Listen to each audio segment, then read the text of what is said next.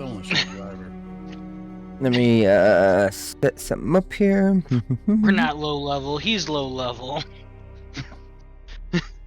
What does it say about him if I beat him and he's low level? Although the interactable or the interactions are super cool. It's a nice touch. Oh, we can look at a party journal? That's sick. Yes, on the bottom there is a note, so you can actually take notes. If you want to write down something specifically. Oh, like poop? Yeah, like poop. Poop, poop. Poop. All right, hold on. Yeah, remember, everyone has to poop before they do anything. Make sure to bake pie. Ravings of nut job. Poop. We should implement a rule that you have to literally do like if you don't go to the bathroom every so often, you have to roll a Constitution save, and if you might crap your pants during battle. I like it. I won't be doing that. I'll just whip it out anytime I gotta go somewhere.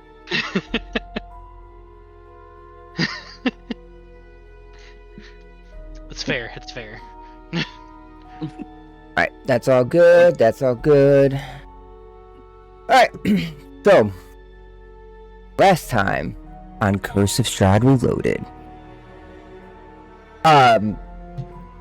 after a long discussion with Strahd himself, you all, obviously, first interaction with Strahd, you've heard a ton of stuff about him before finally meeting him. You somewhat got a taste of how powerful he essentially might be. You had somebody specifically in your party that kept wanting to try to run his mouth. Can you not hear me? Hello? I muted myself. Oh. What was the last thing you heard? That's for dramatic effect. Yeah, so... You said last time. And then yes, on Curse of Strahd Reloaded, resetting this. After a long... what felt like long but brief discussion with the man you heard so much about, Strahd, and one person in your party wanting to run his mouth quite a bit, you got a sense of how powerful he may actually be, especially with the warning Irina put forward. A little bit back and forth discussion went on, and Strahd decided to leave you all be and enjoy your time. You could tell he was just kind of having fun with it. An arrogance to him, comfortable gentleman style. And you all decided to move forth to, instead of following the direction Strahd went, to head north, the direction that he came from, to Tser Pool. That is where Madam Ava is located, and where the cache that was talked about from Van Richten. And on your way up, obviously you all got that cache, and by the way, you all should have the fire vials in your character sheets now. Gotcha. So that is in there.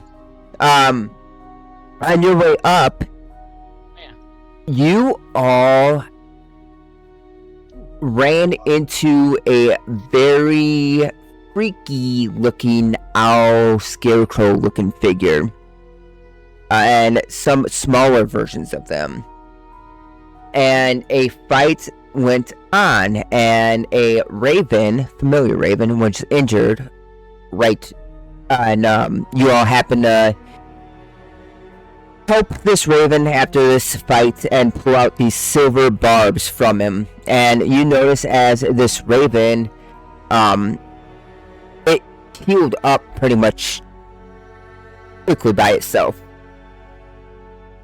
And the raven basically mentioned it would stick with you all to head up towards Tser Pool. You all made your way there. And as you arrived,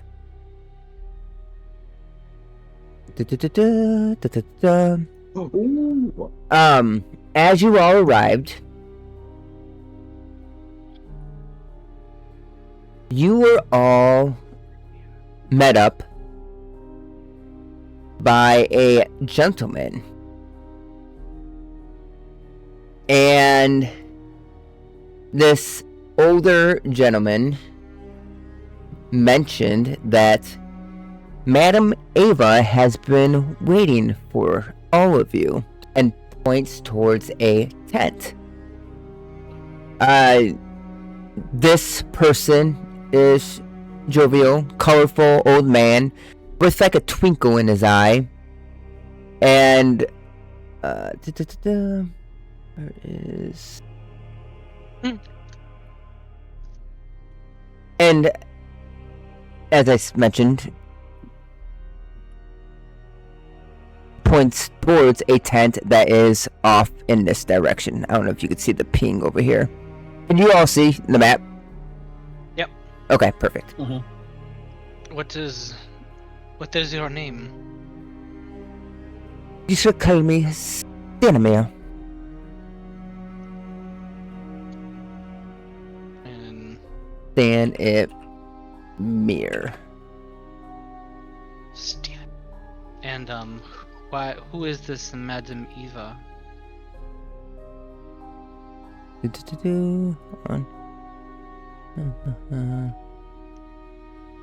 Stanimir. Oh, smoking the good wood. No, He's got yellow in his. He's got yellow in his eyes. I think he might have liver failure.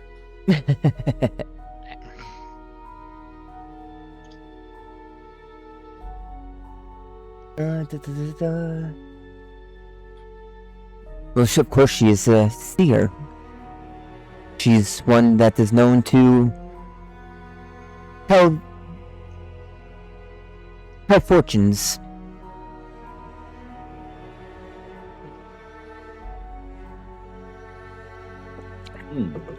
She did mention that you would all be here, and she is waiting. And I'm sorry, we walked here, or did they meet us beforehand? I forgot. So you walked up this path here, Okay, and we just ran into this. and then he approached as he saw you all walking through the wooded area. Gotcha. How do we know you're not going to, I don't know, attack us or try to steal our things? Everyone is cautious here, and Barovia, that's the way of the land. I don't blame you for these extra caution, but here in this camp, there is no such business. Only that of Madam Ava. Can I tell if he seems trustworthy or if he's lying to us? You can give me an insight. Yes. You need to beat a 30. No, I'm just kidding. Oh, no. I was like, my insight's not bad. You're looking for a 95. Oh my god, my rolls have been so bad. I mean, you can assume what that roll says. Yeah. God damn, my rolls have been so bad the last couple times. Son of a bitch. Okay, what do you all think of this? Do we trust them? I mean- No. Rita speaks up and says, I mean, my brother is the one that's mentioned meeting with Madam Ava, and I myself trust Madam Ava.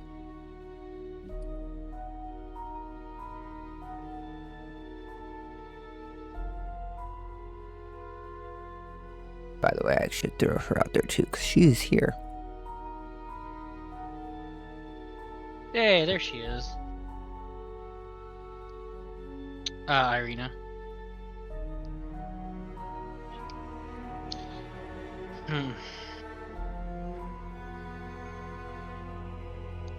Oh.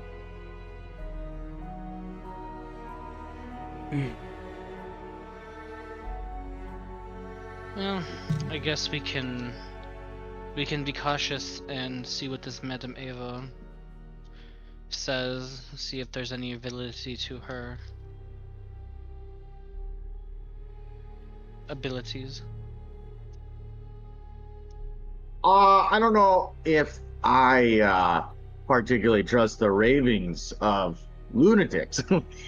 So I think we should probably be cautious. Is the Raven still with us? Yes, the Raven is. Oh, Is it just okay. flying overhead? No, it's not. It's perched on one. Whoever. I would say because Hildy was speaking. It is Yeah, actually fair enough. perched on Hildy.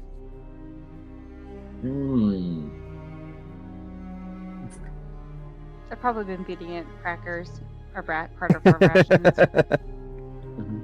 If it looks at me, I just point at I take my two, my fingers like a V shape. I Mhm. point them at my eyes, and then I point them at the bird. It just glares. Gives you a Resident Evil Raven look. Ah, I love those. Did the bird say anything about this encampment? Didn't it say it had? It was did about- come from this direction, as you will recall. Okay. But it basically mentioned about food and different things like that. The other person that came from this direction, obviously, because this is the only path, this is the original direction that Strahd himself came from. Can I talk to the old man real quick? Yeah, of course. He's standing there waiting to see what you all... I go up to him and I'm like, "Excuse me, old man. Do you mind if I can bum a smoke off you?" No, of course. And he starts to actually pack one for you. Sick. now I know they're poisoned. You see me do that flick with my fingers like they used to do with like tobacco, was it chewing tobacco? Like sick.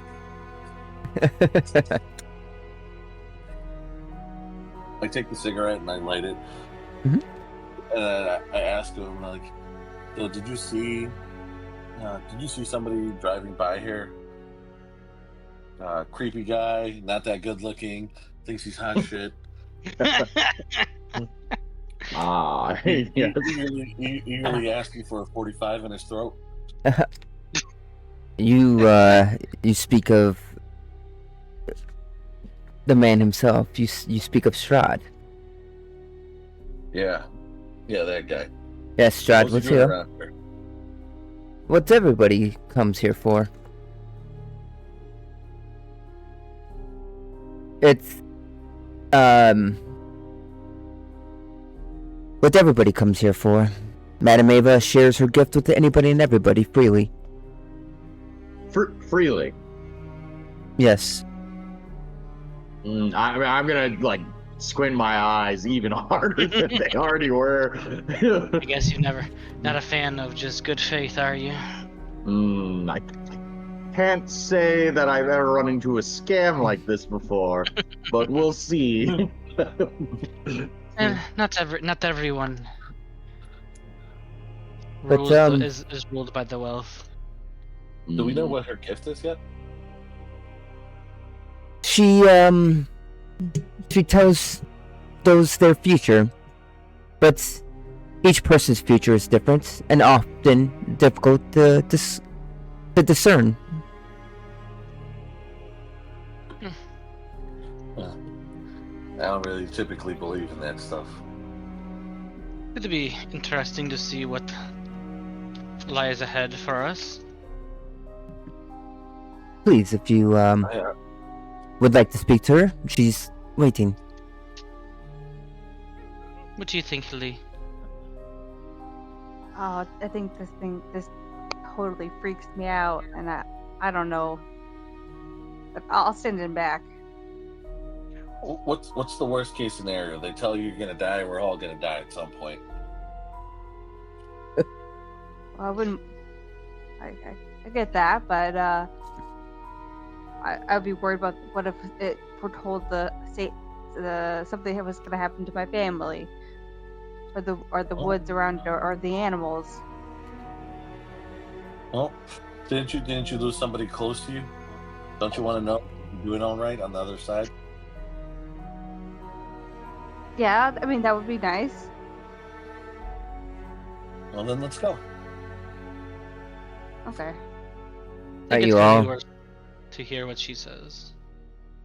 All right. He will lead you all this direction. All right. As soon as he starts to walk around the corner, I go, "Hoo, hoo, hoo, hoo, hoo," and I just stay to the back a little bit. I shake my arm out, and I have Tabitha come right out of my sleeve, and I start having her patrol around this way. She is gonna start outskirting this place. Rango's just gonna go. Just head up towards this direction up here. Meow. Oh, we're going right past these freaks at the camp. I'll leave them alone. Who's the one that Trust who's any of the- these that looks like Leon? Look at that mug. Alright, you should be able to. You walk into the Can I tent? stop? There you go. Oh, yep, I'm inside. Oh god, the tent ate him. The tent is in them all! It was the bad guy the whole time. This Can is I like stop by the Russian fire real roulette. quick? And Oh, Ah, fuck. I was not expecting the hyper realism. It threw me off. she actually looks like somebody I would expect to be doing this hocus pocus of a sham. Should be able to just go right into the tent, Lucy. Oh, I thought it. Yeah, you can literally just walk in if you keep moving your token. Oh, Walk on in. It's up this way. Right into the fire. Oh, she doesn't know where we're at now because we all went in. right. I was like, am I stupid? Hello? I'm literally just. It's whoop. I had the wrong. Lucy's lost. Oh, it's right there. Okay. Right here. Oh, over there. Oh. Hello? Yoo-hoo, samba bloa. Thank you.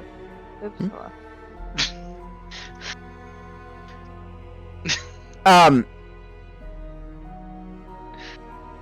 And what's up? I was gonna say, can I throw my cigarette out by the fire and see if I can overhear anything between the two people by the fire talking? As you throw it out and you like continue walking by, they just sound like they're kind of giggling and talking a little bit about nothing that seems very catches your ear. Okay. All right. Man.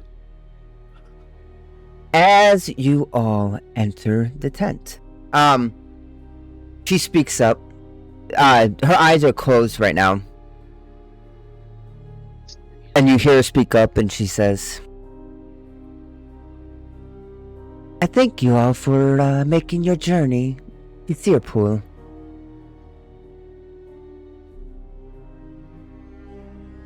Yes. Yes, we've really enjoyed our stay here. I'm just gonna warily look around the tent looking for this Oh. lady. How do you know who we are?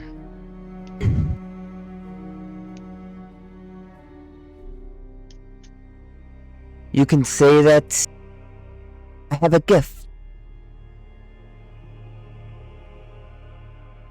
I can see the lines in the future.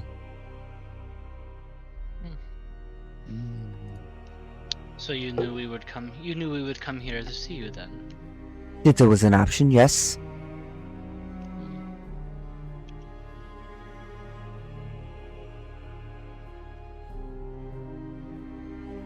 So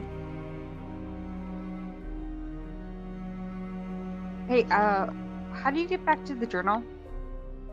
Go to the study, and then Where? you have to click on it from the study. It's on the top where you see all of our names where it says the Tser Pool. Click on Oh, the thing. Click on the yeah. little down arrow. Cool. Thank you. What were you looking for? What? I was You want to looking for find a journal.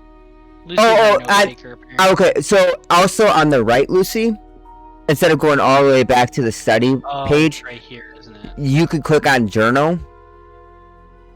For some reason, You see party journal. It's not showing up. No. No, there's nothing there, Kyle. Oh, okay. For me, it's the top right, top left corner. You could click the study, and it pops up. As Yeah. I was just seeing if. Let me I think there's see. supposed to be a shortcut.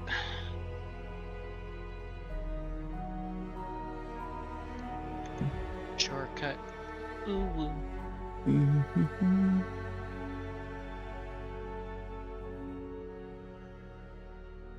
All right, now see if you see it on the right side when you click on journal. Oh, yeah. Party journal's there. cool. Oh, cool. So that way you don't have to.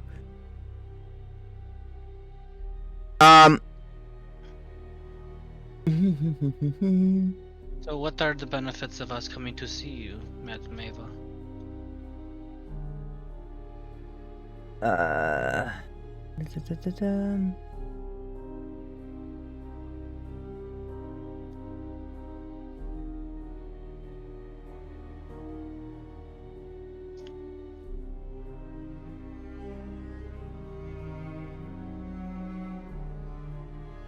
Well, that's of why everybody comes and sees me. To get the reading of their future.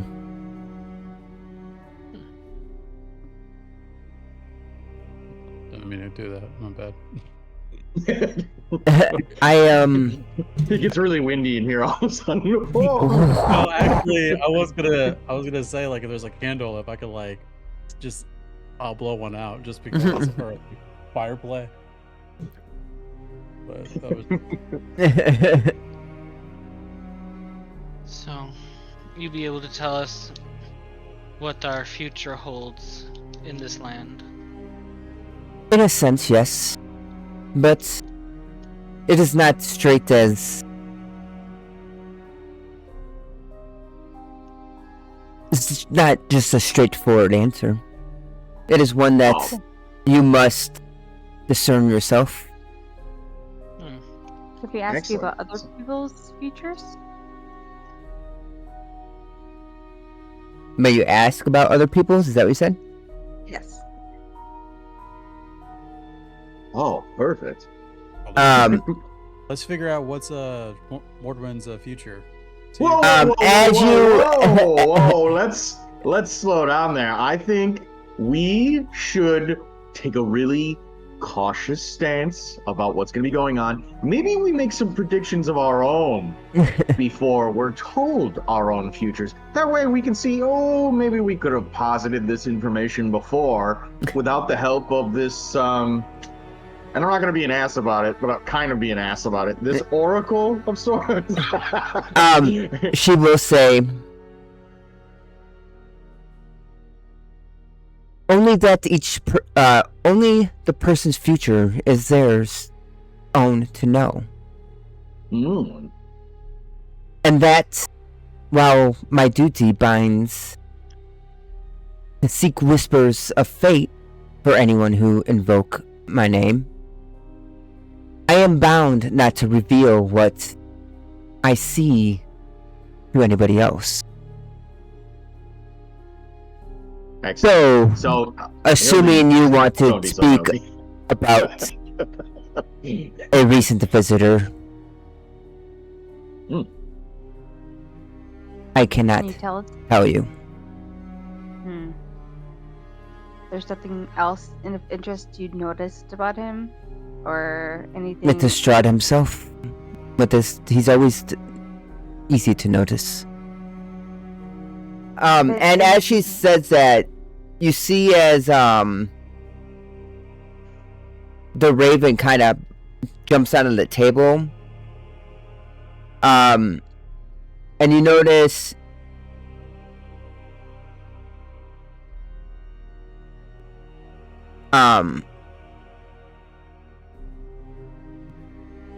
actually go ahead and finish what you're gonna say really quick.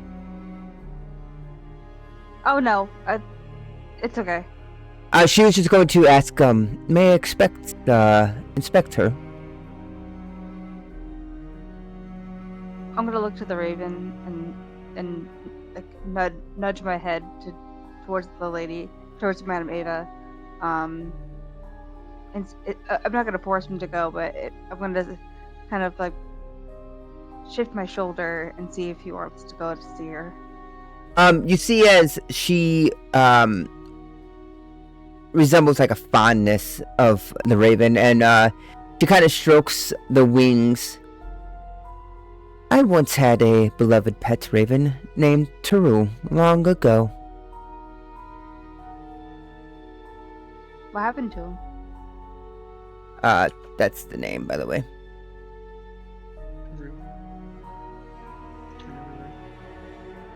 I have not seen him once these past 10 years, however. Or I've only seen him once these last 10 years, however. Sounds somewhat mournfully. Doubtless, he has gone wild without me.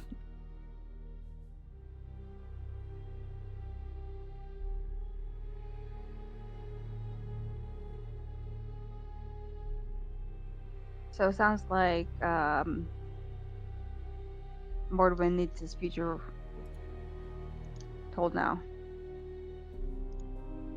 I How agree much with does that. I how mu- suppose I'll vet this I mean, I'm teller okay. for all of us. So what is the cost? You stand upon a precipice of a cliff, whose base you cannot yet see. Do you understand what you ask of me? No.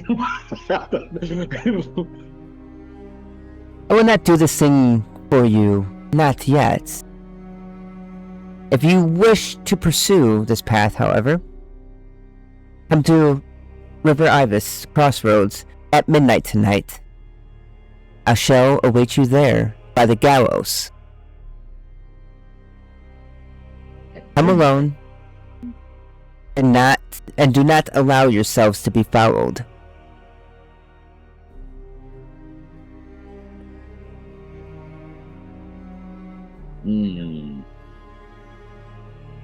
What time in the day is it? So some time has passed by. It's definitely in the evening currently. Okay. By the time you left Barovia and the journey here, and the fights and searching for the cache and discussion with Strahd and everything, you're getting towards the evening.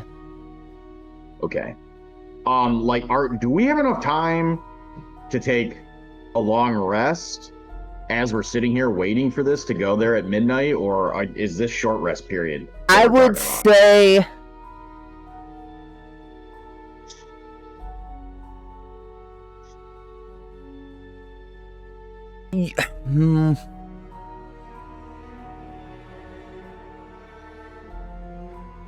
it's close enough for a long rest, because I know like a long rest you need 6 hours of sleep, and like you could spend your other 2 hours reading or doing whatever you want, kind of technically. So Gotcha.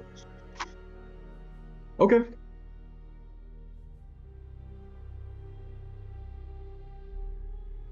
All right. So she's basically gave us a motive, I'll say, to go to this place at midnight at the crossroads to look at the gallows. To meet at the gallows. Yep. Okay. So I'm going to ask her, who exactly are we going to meet there? What is it that you wish us to see?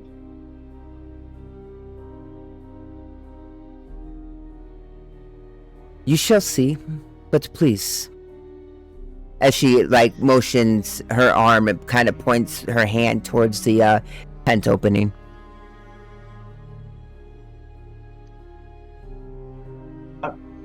All right, Morton was just gonna throw his hands up and just walk out. As you all prepare to leave and walk out of the tent, Madame Ava closes her eyes, and suddenly they flash open. Her voice is a low hiss as she speaks, her silhouette dancing in the flickering candlelight. A shadow is approaching my tent. A lone servant of darkness. They seek knowledge of your future. Secrets that I am sworn never to reveal to any but their keepers. Do not look, child, nor rush to greet them. If they learn of your true aspirations, all may be lost. Do not reveal even that you know of their true nature, for their master will know that I have told you, and his wrath will descend upon us all.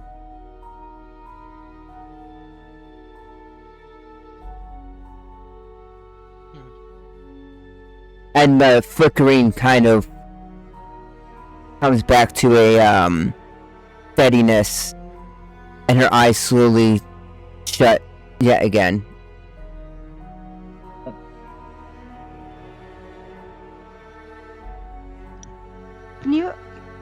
Would you put that in the chat, please? Yeah.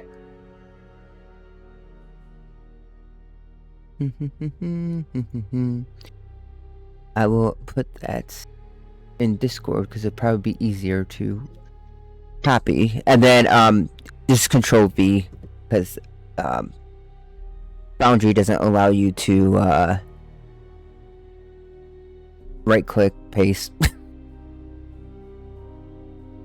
So it's in Discord.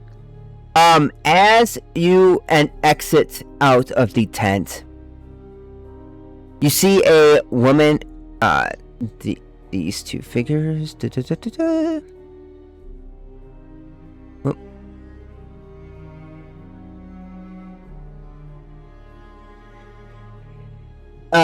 as you exit the tent, you noticed a woman and a man waiting for you all. Stanimir's not there right now.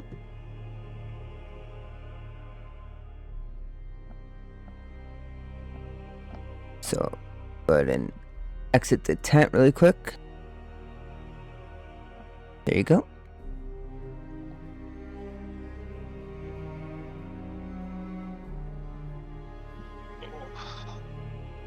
You hear the woman.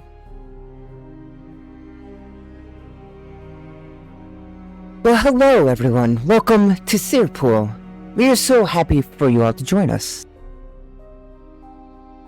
And Stanimir starts to approach again. Gosh dang it. Oh shit. Whoops. I didn't mean to click on it.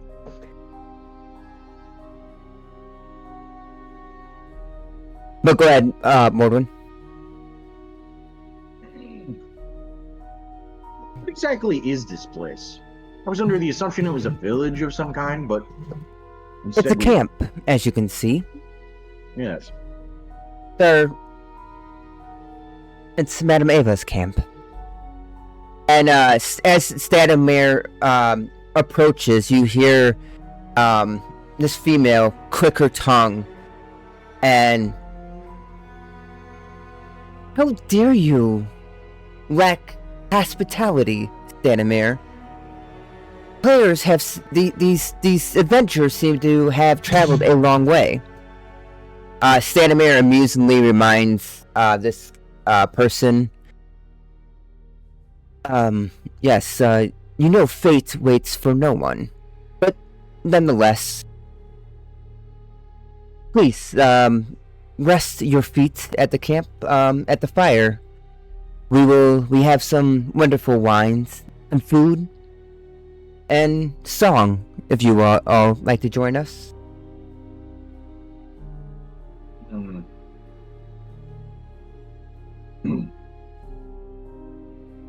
I wouldn't turn down a meal. I'm gonna duck my head off to the side really quick. We're gonna kind of get close to Kezit Ray. I'm like, I don't know. I'm gonna just try and do this in a low whisper. Don't trust these people.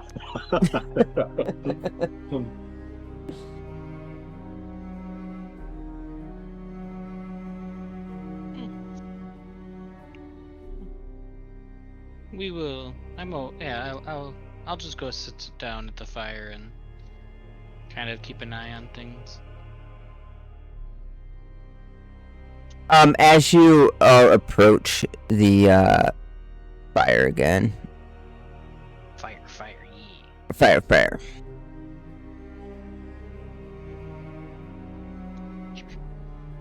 You all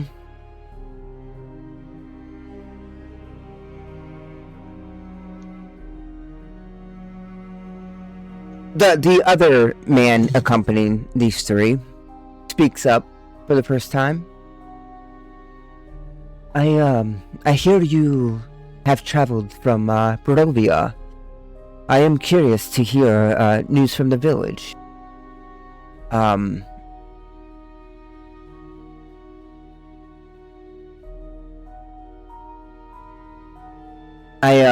It has been some time since I last shared a Vistani fire. So I apologize for imposing questions so quickly on you.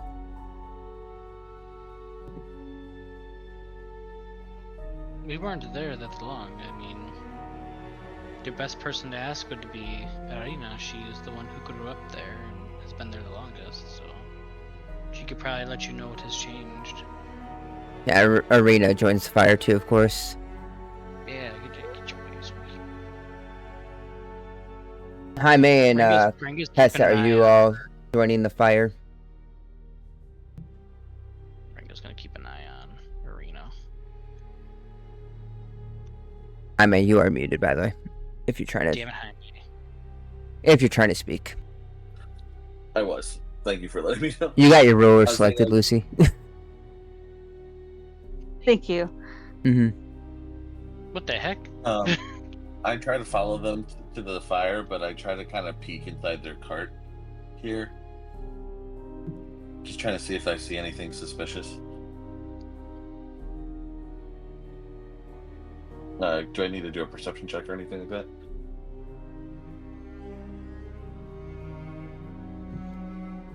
that? Go ahead and give me a perception check. Very suspicious.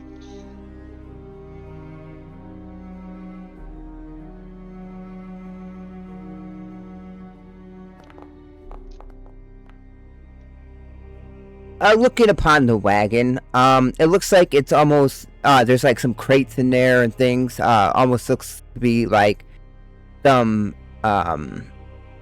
supplies. Okay. And I joined everybody else then by the fire. And during this time, Irina speaks up and says,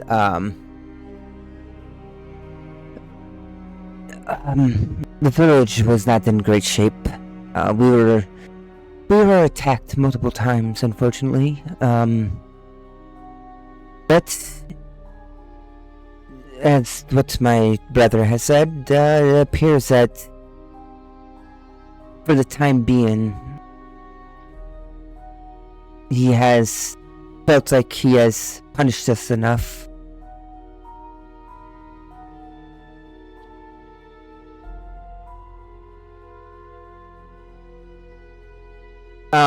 The lady speaks up again. I apologize. I forgot to introduce myself. My name is Eliza. And this is Arturi.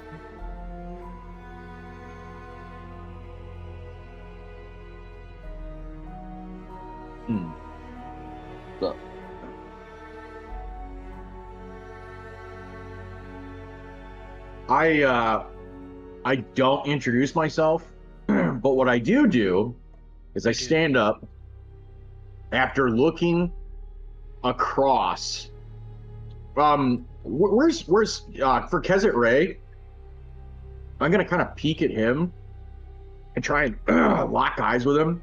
Maybe do a cough or whatever, and I'm gonna get Tabitha to go over and basically kind of lead Kezit Ray around back to the back of the camp. If she'll, basically she just goes up to him and nudges him and kind of pulls him off, literally using her claws to kind of drag at his pants to try and pull him towards the side of the camp back here.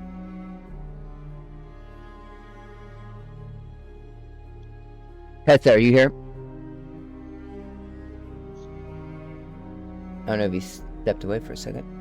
All right, flip that. I'm going to do that to Hildy, who's the next closest. Okay, I'll walk over. Okay, I'm gonna you just get up and do a big stretch. Oh, I'm sorry. Gotta drain the lizard, and I'm gonna just walk away. Such a strange man, that one. I'll just take your seat then. And Tabitha is going to just start batting at Hildy, like aggressively batting at Hildy. I'll pick her up and set her down and pat her little head. She's going.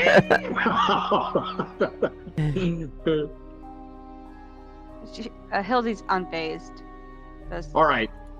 The second this happens, you see as she just gives up and starts going after Kezit Ray. She's trying to drag at your pants.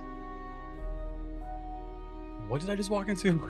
So when you stepped away, I thought you were here still. I'm sorry. So No. Tabitha has come up to you and is trying to pull at your pants Oh god. to get you to like go with her. And you can tell just because she's pulling specifically with her claws on your pants, trying to get you to move in a certain direction. Are you gonna follow her? I'm gonna first I'm gonna kind of resent it, but then I'll be like, fine, where do you want to go? Also, I have this huge tarot card in my map. I don't know what is going on here.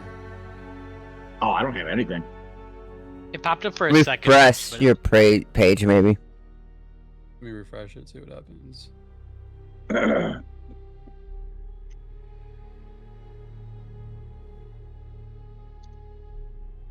Okay, that worked. Okay, cool. Alright. Yeah, and then I'll go to whatever direction where you want to being taken. I guess. Okay.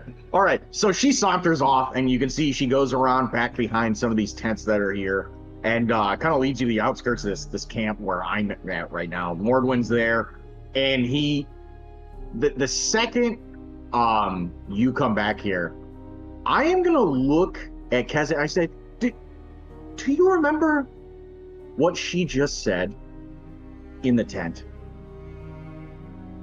And I thought about this a little too long. She said a shadow approaches. And she said that there was some sort of evil that if we even let on was, anything to deal with what we assumed her to be, or assumed, whoever this is to be, that there was, Strahd would catch on, and then they would know that she had told us about whatever was going on. The second we walked out of the tent, these two were walking up to us. Is that? Am I overthinking this, Kezit? No, we can't trust them. And I normally don't put too much faith in these charlatans. I've kind of done some of this own work myself, but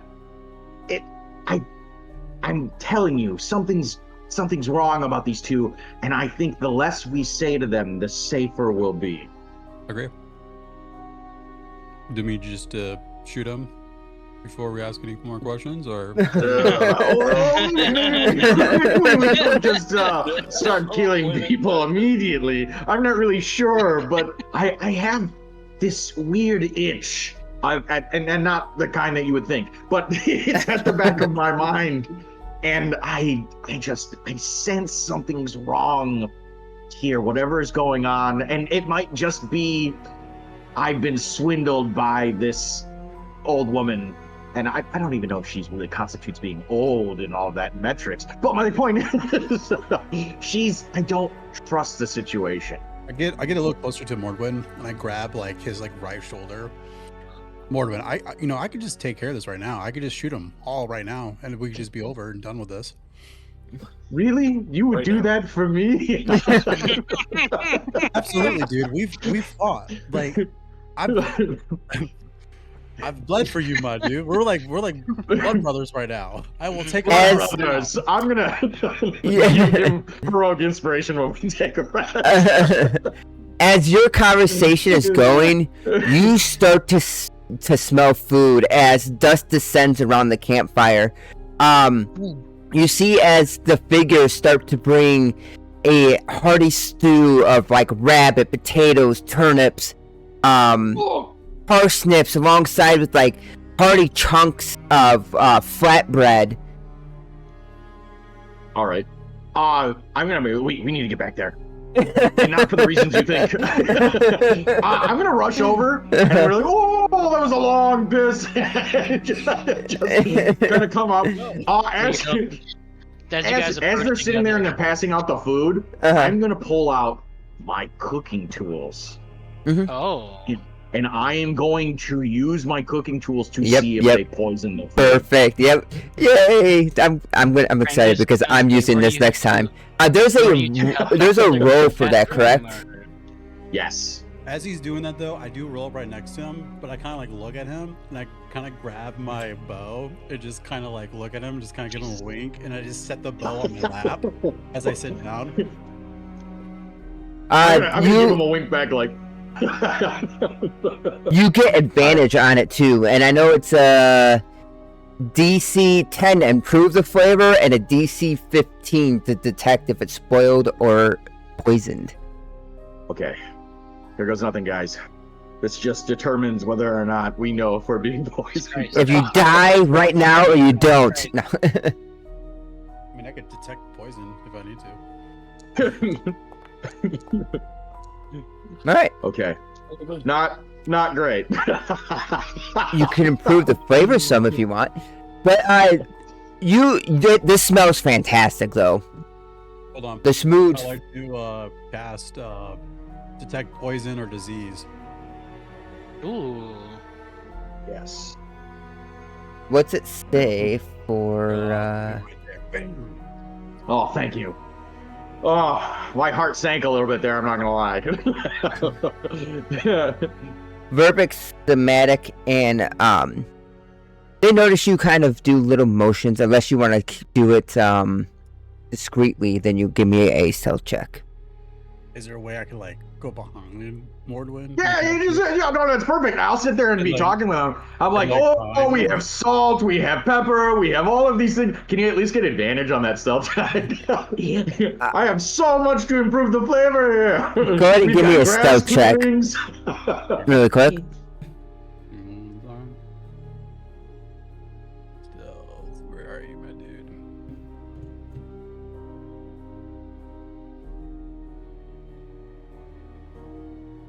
Old. There it is.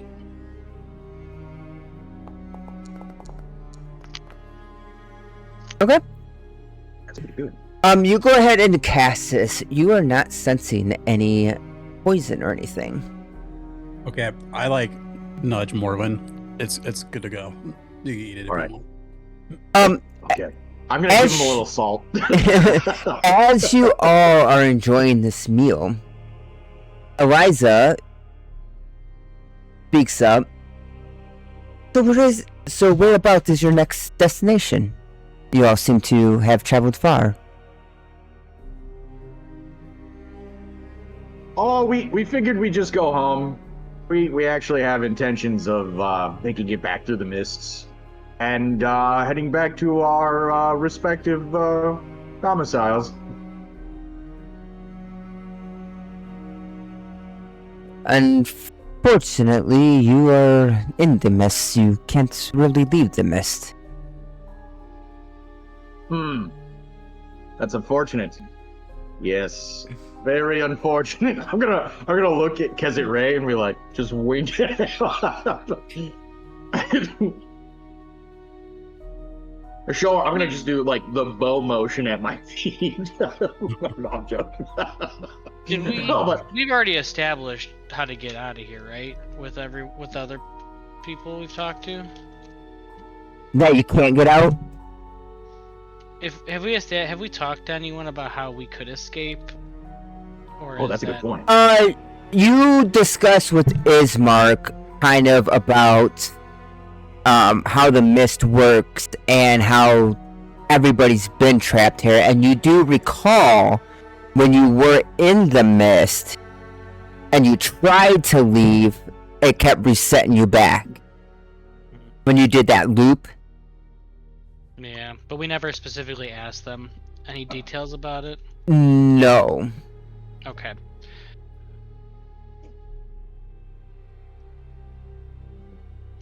Trying to make sure I'm not metagaming.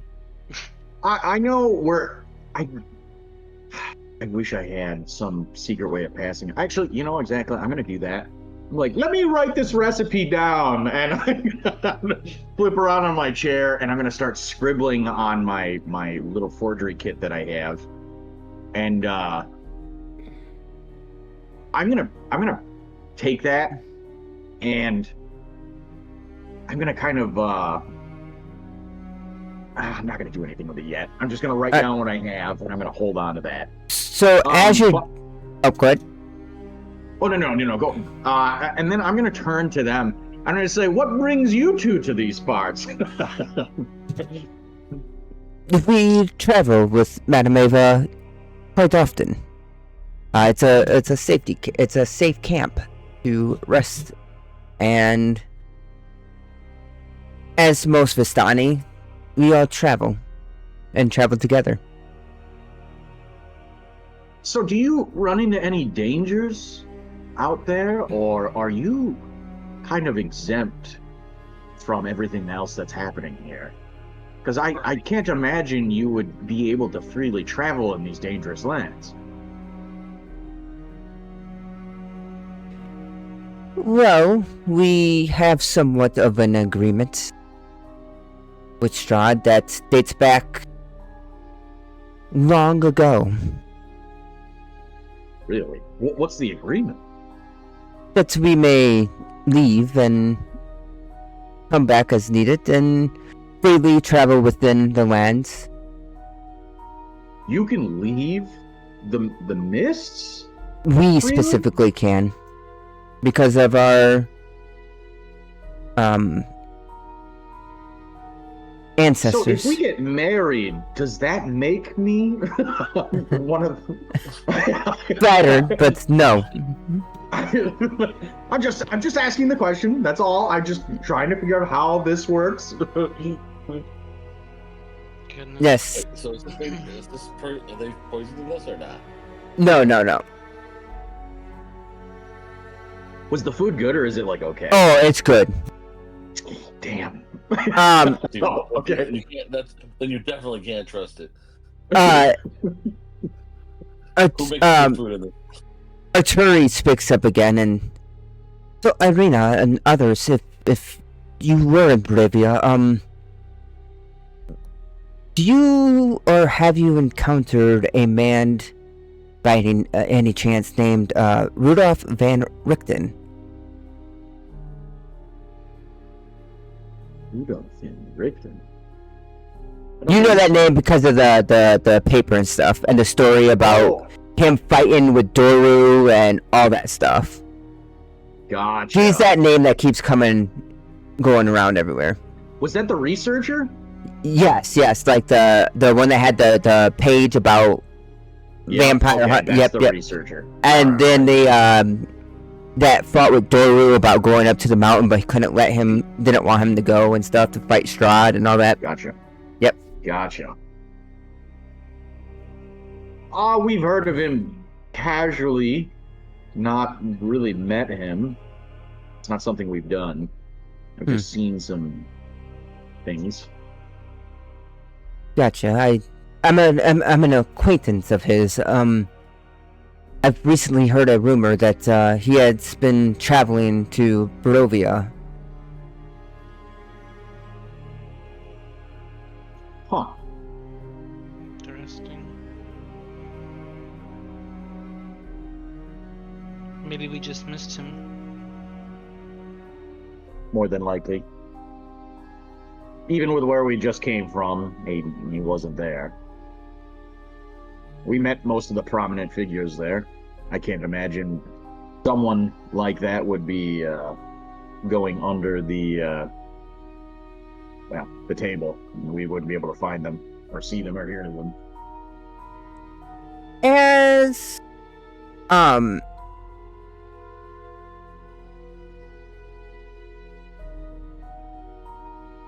yes, I've heard stories. I'm unsure whether to believe claims that Van Richten to be dead. I suspect he still lives. For no other reason than I've heard that he's very impressively hard to kill. Hmm.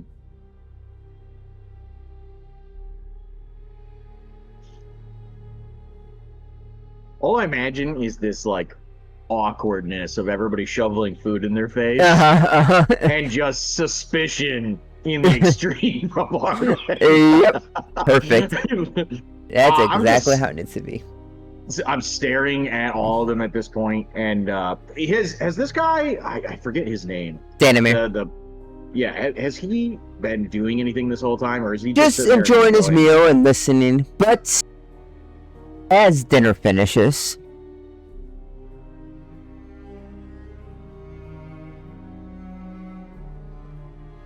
I am excited for what's to come. As guests at the Vistani at the fire, you are all now expected to play a game of stories. Oh shit! And would love you all to accept to play. What are the stakes? You must put up a wager, which can be an object or a small monetary, intellectual, or sentimental value. Each of you must share a story to make a man laugh or weep.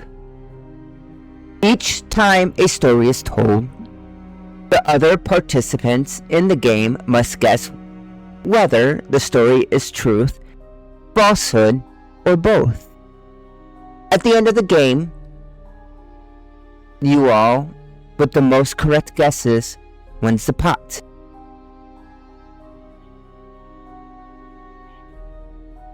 Would any of you like to join?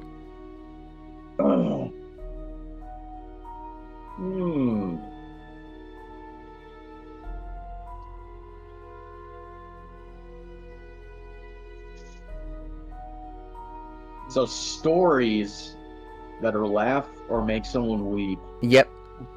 And then the other people and it could be have to guess. Yep, and they have to guess if it's false, true, or a bit of both.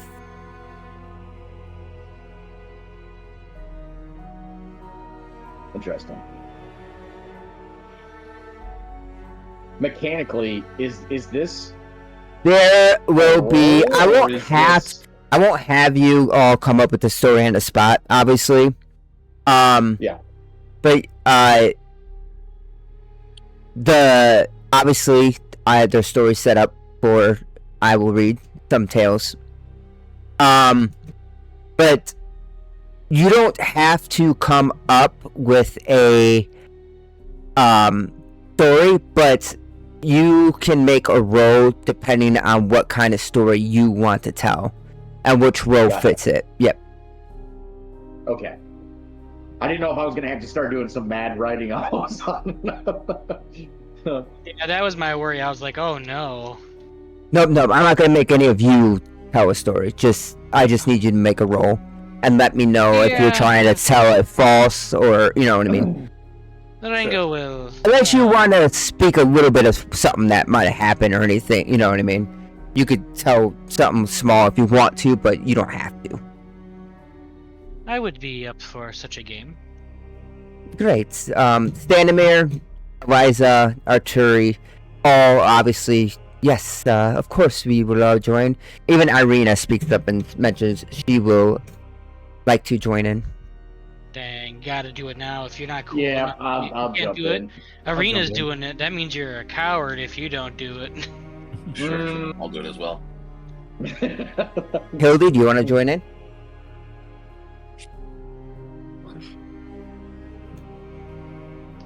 You muted. She's not saying anything. Oh. Hildy, What? Yeah. do Do you want to join in, I thought in this again? I think this is Cody. I'm sorry. No. I'll play. Sure. He doesn't even go here. As you all accept, Stanimir, excellent. And you see as he pulls out his pocket, a worn deck of Taroka cards. These once belonged to my late wife. They've sat unused and dusty in my wagon for a long time, he says with like a sad smile. I think she'd like it if they were out in the world again. Eliza wagers a collapsible brass spyglass with a small maneuverable mirror.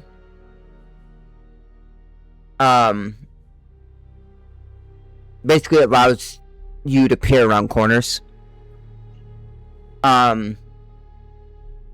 Art wagers a short manuscript on werewolves, authored by Dr. Rudolf van Richten. And Irina wagers a painted wooden hair clip in the shape of a sunflower that she once wore as a child. So, if you all have something in your inventory you would like to wager up, go ahead and type it in the chat so we know what you're wagering. Alright. Let's see. I'll look through my items that I've got really quick. I'm not giving up that hag finger. It's not Howard. happening. I got a gold ring here. What do we roll? Or not yet? Not yet, not yet. I just need you all to wager something that you want to wager. And it could be monetary. You know what? I feel like I have nothing worth putting in. Can it be monetary? Put your servitude. Hope I missed Yeah, Yeah, so it can be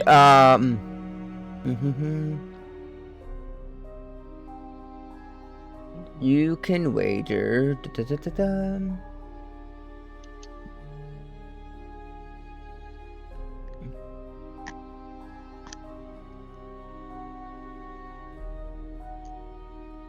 Honestly, monetary here. You can wager anything that is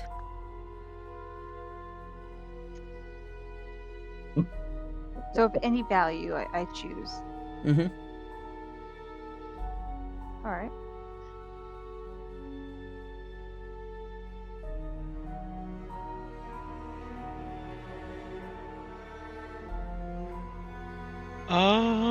shoot, I got like nothing.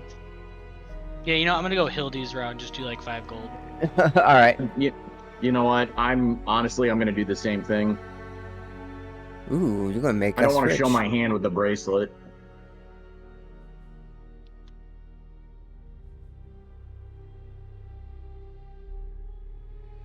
Everybody's now all right. Gold, gold.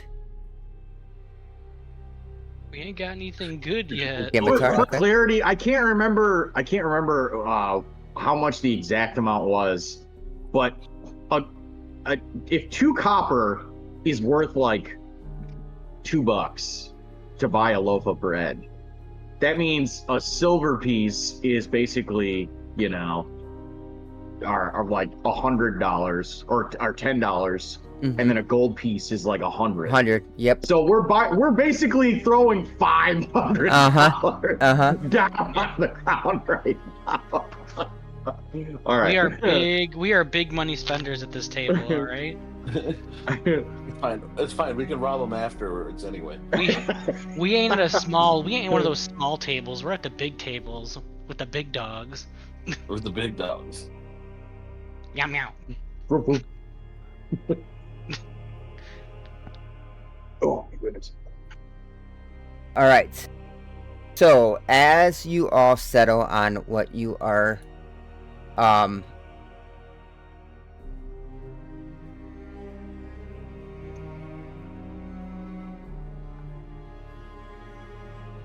stories.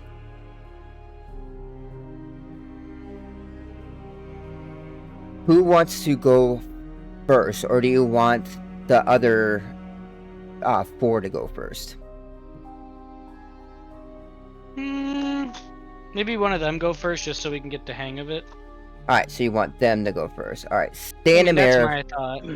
Stanimir will go first then.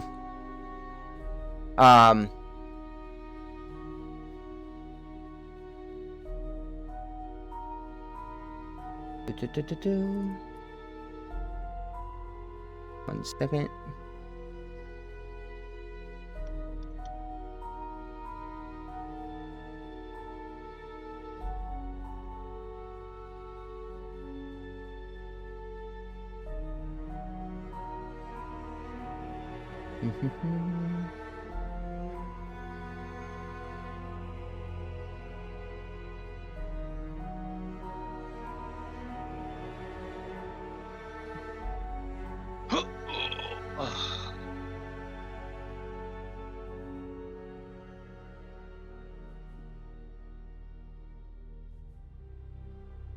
For some reason this isn't loading.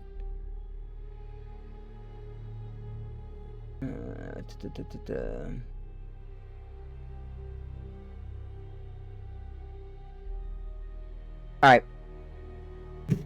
Stanimir speaks up.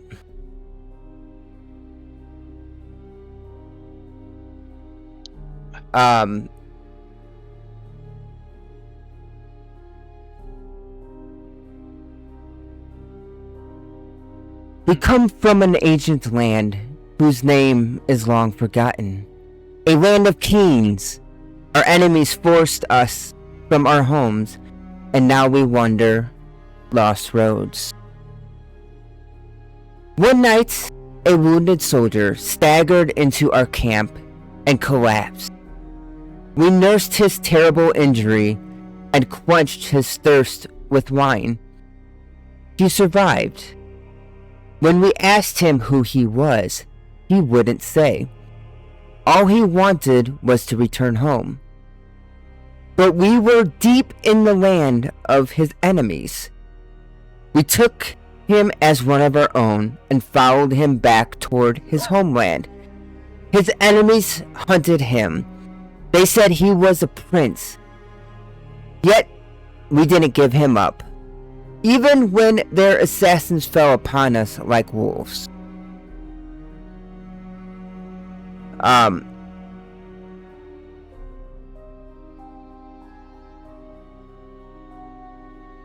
This man of royal blood fought to protect us as we protected him. We bore him safely to his home, and he thanked us. He said, I owe you my life. Stay as long as you wish. Leave when you choose. And know that you will always be safe here. And the figure, and you notice in the fire, there's a figure. The figure in the dancing fire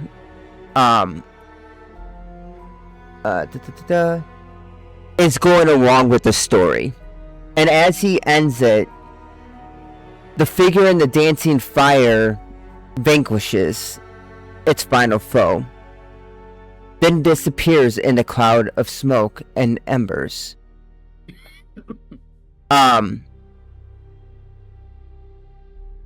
As the story was being told, those of you that know magic, of course, noticed that Stanimir was using like a major image spell. Shit. Is it true? False? Or half true? True, false, or half true? This is we can just give the answer, right? Yep, just say what you think. Now, is there anything we can do to try to get to the answer? Can we do a perception check for lying? It'd be an insight check. If there aren't mechanics, that's fine. I was just wondering if there were. Not really. But you can roll an insight if you want. And based on that, I can kind of give you a... Because there's also half-truths, so it's kind of hard to say, like, So if you want to make it a mechanic, what you can do, if you want to make it a mechanic way, if you roll low, use like the first half of a d20, not 10, but the first, what would it be?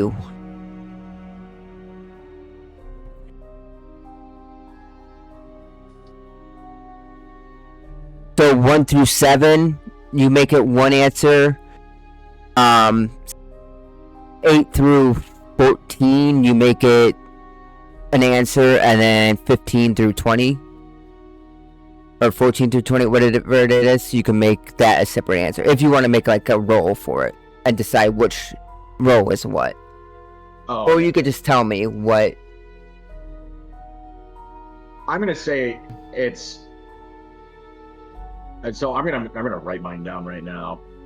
Well, I'm sorry. What's his name again? Stanimir. Stanimir.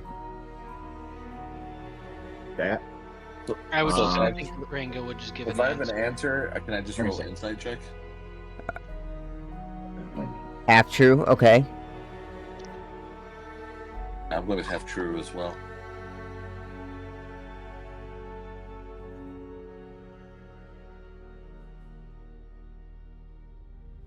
True.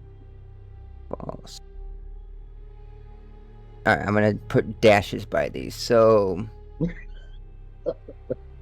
Mordwin, half. Zach, true. Hildy, half. No, why? Jaime, half. Kesset.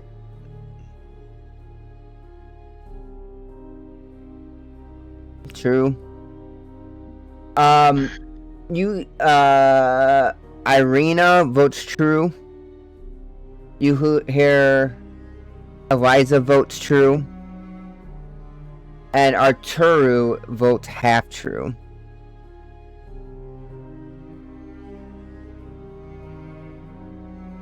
And, Stanimir speaks up. My story was indeed true. It is a tale of the Vistani people, and that the wounded prince lived on as a friend to the Vistani. Even when his heart was led astray by shadows and mist,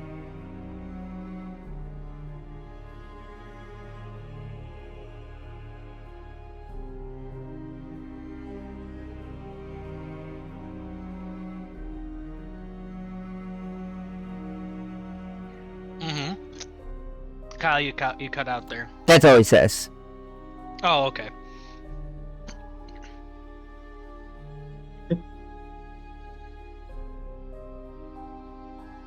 Alright.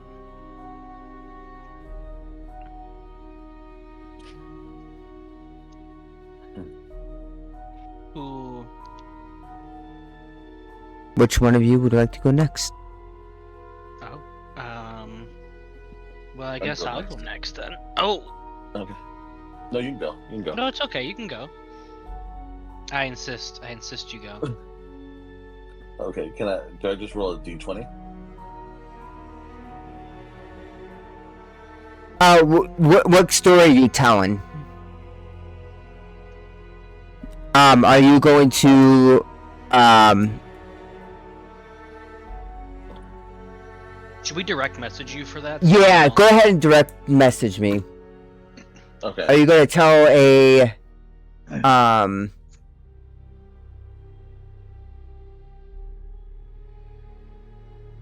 if you're going to tell me a false story, a true story, or half-told story?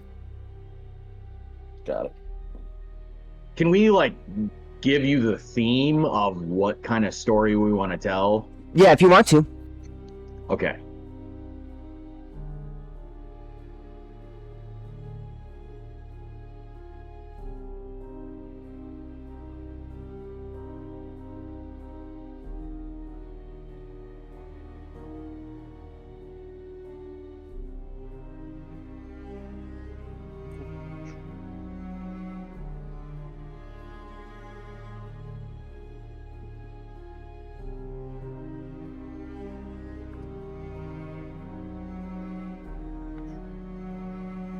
Let me know when you got my message. Yeah, if you want to tell it, go for it, Hammy. All right. Aw. I have a story. There once was an old man. He requested that I take a look at the books that he looked over. He thought something was wrong with it and could not put his finger on it. Now, back in this time, this man worked at my church, the church that I was in charge of. And I was like, I told him I'd be more than happy to take a look at it. And the longer we looked at the books, the more we noticed more and more money missing from the charities we were supposed to be giving. When I finally went to go look for him, he was already killed. Somebody in the church killed this old man. We searched and we searched and traced all through. I saw the deep corruption in the church. We led a large rebellion that was ultimately successful. And we were able to find out that the corrupt church was responsible for half of the town's problems. And we managed to bring peace and prosperity back to the land. That old man's sacrifice did not go in vain. His life meant something.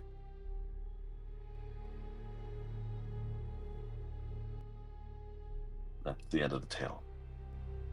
Because you told the tale, and actually told the tale, you don't have to roll. Everybody just can give me a vote on what you think. Because I will say that the characters, the four figures here, vote certain ways no matter what. So, Hilda, true. Mordwin, true.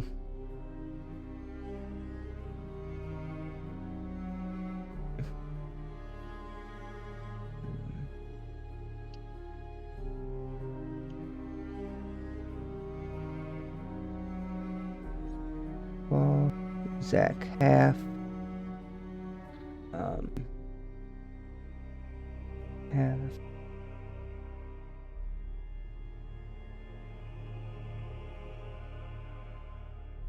Absies. Is that everybody? Hildy, Van, alright.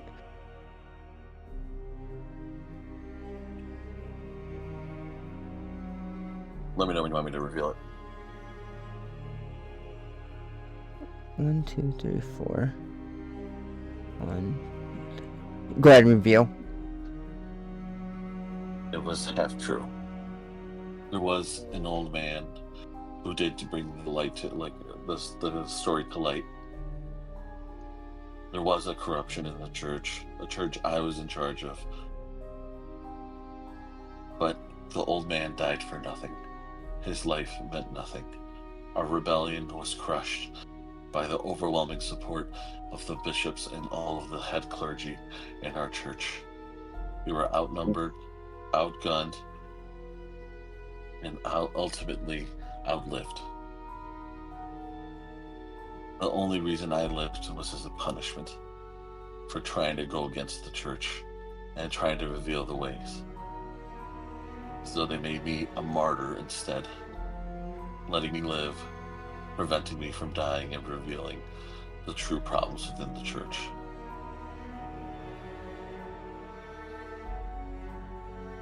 And that's that.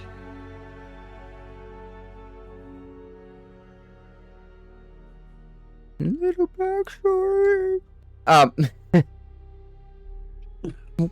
Wonderful story. If you don't mind, I will speak up next. Eliza speaks. It is said that within each raven flutters a lost soul, and that each raven's song tells a tale of ages past. They whisper, so listen closely. She takes a deep breath. When she speaks again, her voice is quiet, with an airy, melodic quality to it. Sing, ravens of Barovia, birds from the mists and baths in twilight. Sing, Lagdina, the morning lord's stalwart dawn-touched foe. To the deep lurking dark, the holy symbol of ravenkind, her radiant testament, the warrior's beacon of faithful resolve. Sing, ravens of Kernborg's rise, named Green God and Demon Lord upon Yester Hill. Lagdana, gray-haired, weary of battle, her long sword is shield yet polished and ready. Guided through shadows toward sacred ground, she clashed with the demon, their tempest-like dance. Sing, ravens of Lagdana's last fury, of Ravenkind's token now blazing with light. The battle's tide turning, a hero's brave cry, a final onslaught with divinity's grace. The demon lord banished, the warrior now fell. The wound at her side gouged too deep to bear. Sing, ravens of light's final moments, a shadow descending from radiance on high. Sing of the angel, black-feathered and beaked, the morning lord's angel reclaiming its gift. The symbol retaken in ravens' claws held. Sing, ravens. You are the keepers, the watchers, the tellers of stories untold. Sing, ravens of Lagdana's memory, the shadows that lurk, and heroes to come.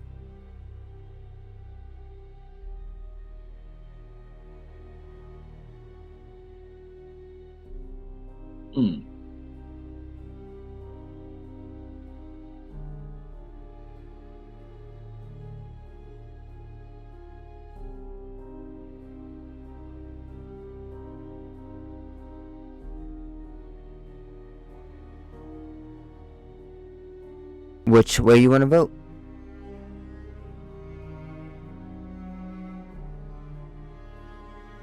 Good question.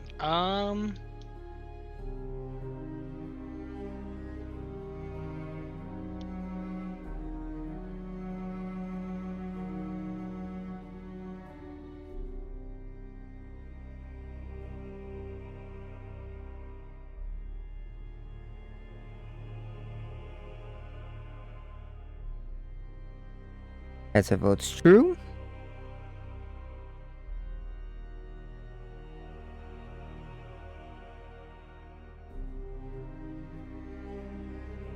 Oh no, Mordwin votes true. Sorry. How about Zach? What are you voting?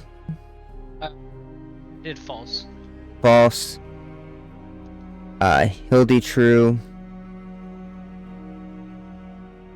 Ven, what are you voting? And Kesset, what are you voting? False.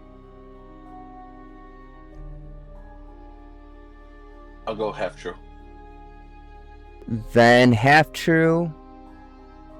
And the rest will vote. Look.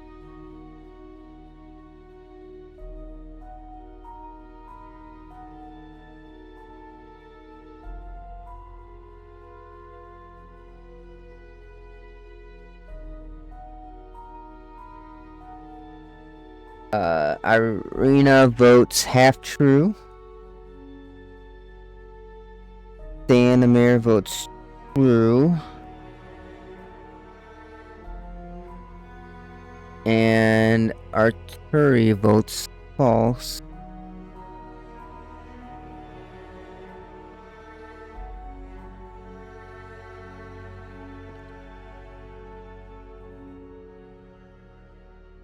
Eliza speaks up. The story was half true. Madonna was indeed a paladin of the Morning Lord who bore the legendary holy symbol of Ravenkind, which was platinum amulet shaped like a sunburst. According to legend, the symbol was given to Magdana by an angel in the guise of the raven. Eliza notes with a chuckle. However, no one knows what happened to the symbol after she fell at Yester Hill, nor where it resides today. That's half true. So that puts... So for the first story so far...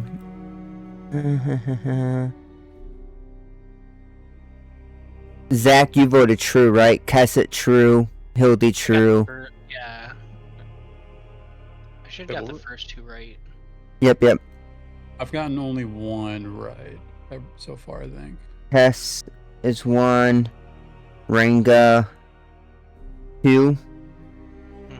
Mordwin, how many you have right now? Oh, I couldn't tell you. You voted. What was that last one? It was half true for this last one. Yeah, no. Half true, half true. Yeah. Mordwin, you voted true for this one, so no. No. Mordwin, you haven't gotten one right. Oh no! I don't think neither. I have either. Yeah, Hildy, you have not yet either. Oops. Well, no, you're fine.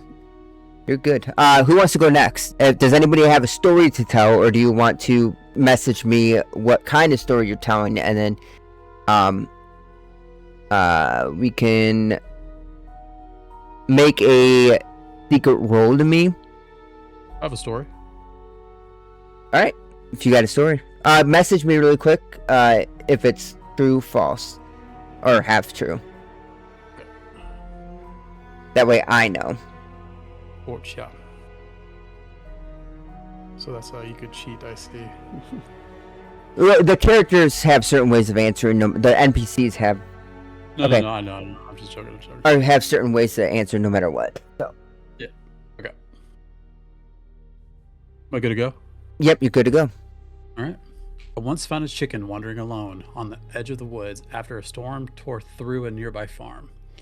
At first, I only kept him around because he kept pecking at bugs near my campsite and somehow warned me before anything else moved in the dark. Before long, the little fool started following me around from town to town like I was some kind of featherless flock leader. I've never admitted it out loud, but there were nights his company made the road feel less empty than usual. Some say he's just a chicken, but I've seen him stare down danger, like he knows exactly what kind of monster I am.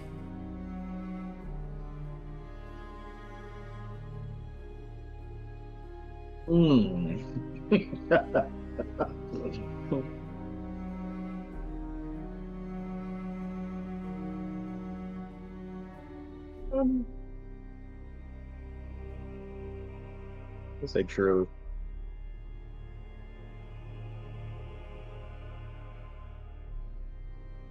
All right, next. Hildy. Sorry, I was muted. True? Okay. I don't know why it's true. Zach. I said true.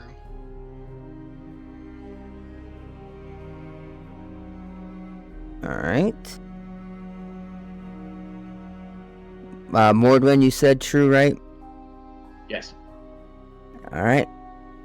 Ven, do you think Hesset told a true story, or half true, or false?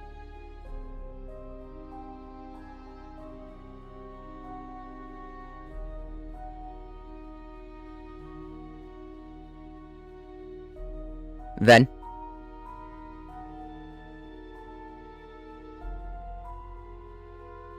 Oh no, he's dead. Are you muted? No, now you can hear me. Can you hear me? Yep. I would say it's false. False. Okay.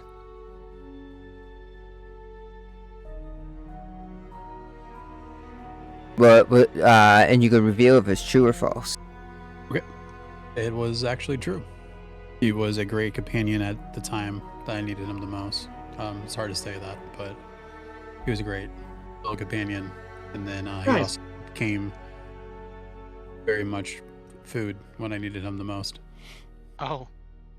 Gosh. Wonderful. Aturi speaks up. There once was a fox, renowned for his wisdom and skill, who dwelled with his kit in the misted woods.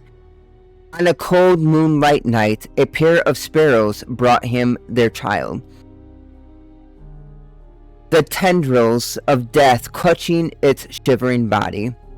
The fox took the chick into his den, but for all his knowledge, he could not cure its element, and it breathed its last in his paws. Driven mad in their grief, the vengeful sparrows, aided by 4 of their kin, stole the fox's kit in the night. They delivered him to the wolf, who had long hungered for the taste of fox flesh. The wolf devoured the kit, and the sparrows departed to return to their flock. When the fox found what the sparrows had done, rage clutched his own heart. In his cunning, he knew that the rats in their burrows beneath the earth had always despised the song of the sparrows far above. The fox descended to the kingdom of the rats, and he promised them a forest free of songs of the sparrows. Intrigued, the rats agreed. The rats could not find the sparrow's nest alone, but the cranky fox could, and as the sparrows slumbered in the hollow of the great oak, the rats fell upon them to feast with tooth and claw. For the crimes of 6, they flocked perished. With nary an egg spared. The misted wood is darkened now, and the trees no longer sing with the songs of the sparrows. But some say that the rats hunt still, that a lone chick yet escaped their clutches, and that one day they will find it, and gobble it up like the rest.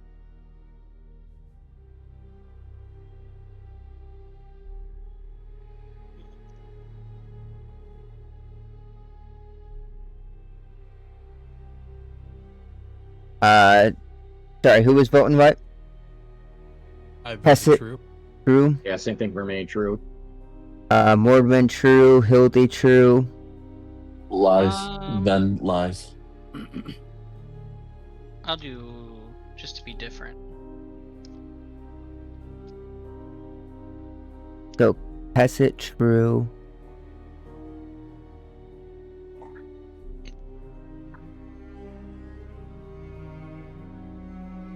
Mordwin, true. Hildy, true. Dak, half. Ben, false.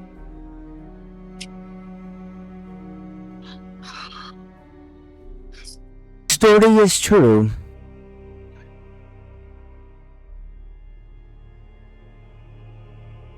Yeah, nobody wants to make a good game out of this.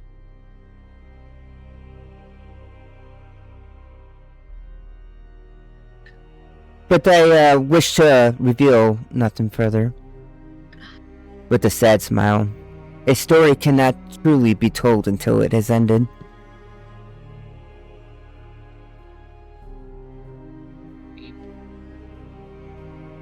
Alright, who wants to go next, if anybody? I can go next.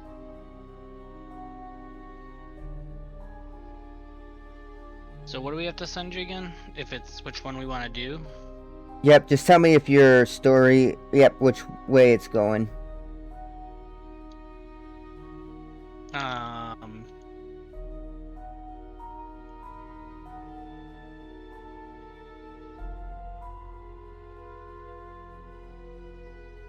Actually, I might have to wait a second.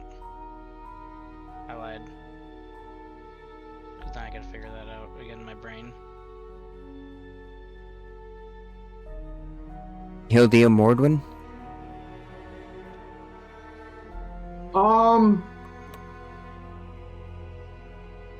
I think I've got enough here for right now. I am gonna send you this really quick, Kyle. Mm-hmm.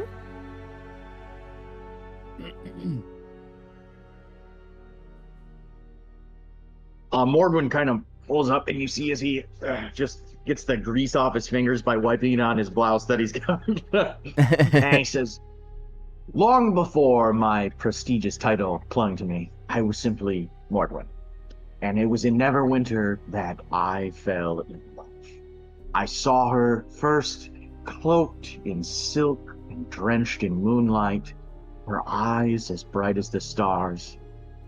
She was the daughter of a noble, a lord who was a chronic bedwetter, a real problem for the servants, stains everywhere, a real bottom end, if you know what I mean. And our love at that time had bloomed in hidden places, tables, bedchambers, even a library at one point. Nothing was off limits, all four corners. For 5 years, we met in secret, and there was only the passion of fire between us. But alas, all things come to an end. It was one day that we were supposed to meet, and she never came. And as I had gone to find her, I discovered that she had vanished, taken from me, and effectively traded to be betrothed to tie family names. And thus my road journey began of Mordwin the Dirge. That is my story. Of Mordwin the Dirge. I like the title. Stanimir raises. Alright, so what is everybody voting? Go ahead and speak what you're voting. You know how to type it in, just tell me. Half? I'm gonna say false. So false. Hildy, you said what? Half? Alright. Zach? False. Alright. Ben? I'll go half. Half. Okay. Alright, and the others will vote. Okay.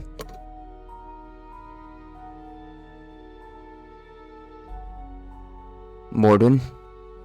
All can right, it is reveal. half true. It is half true. Yes. Nice. especially the chronic bedwetter part.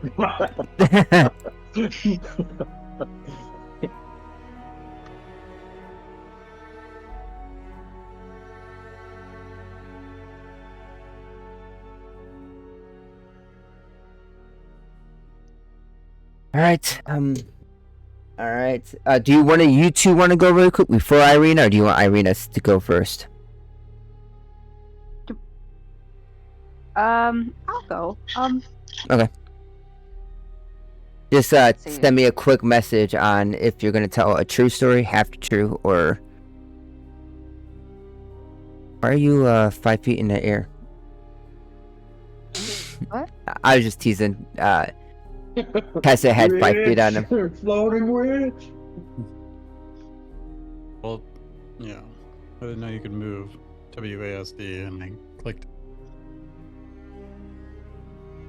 button, and you could move like that. Mhm.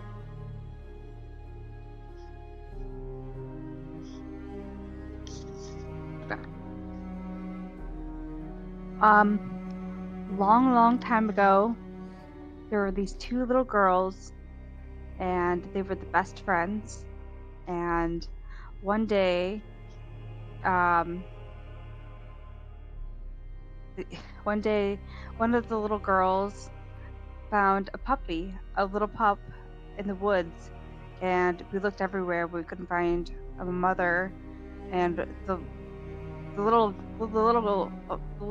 of the girls was advocated to keep the puppy and raise it as their own, but the older said maybe it could be a wolf puppy. And lo and behold, 6 months later, they found it is a wolf puppy, and they needed to give it back.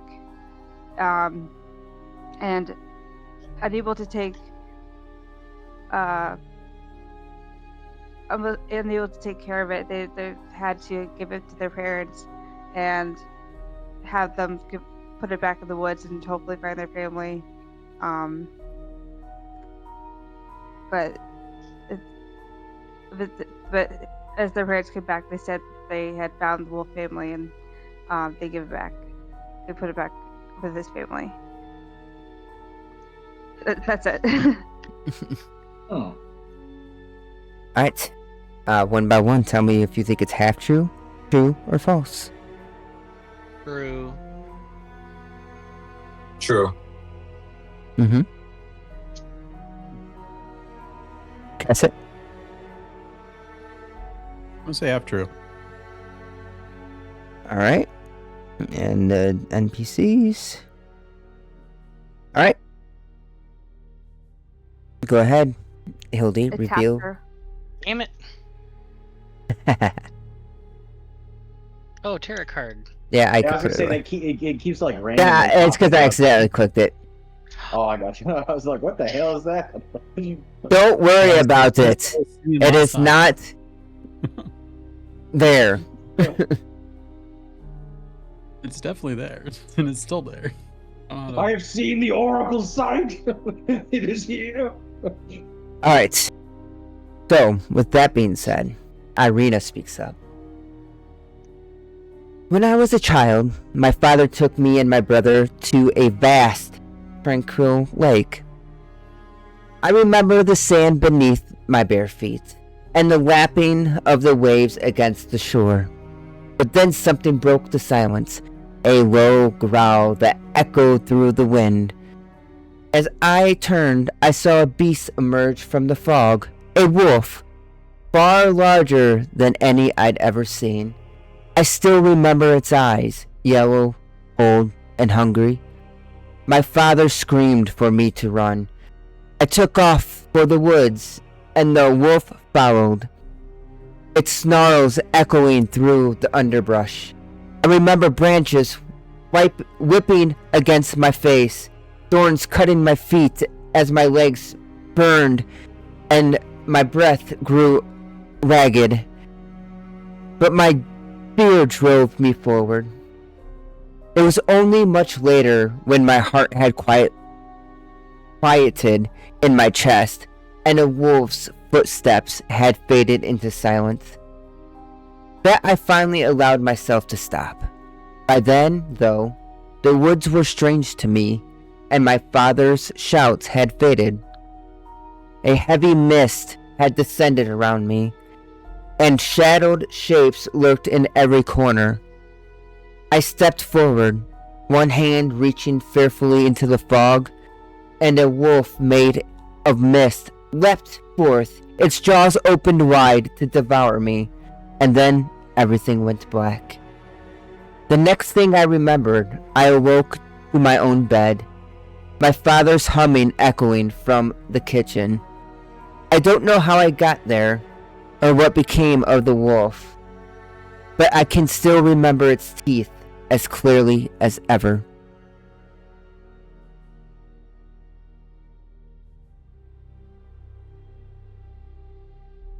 Mordwin, you voted true. Hesset, false.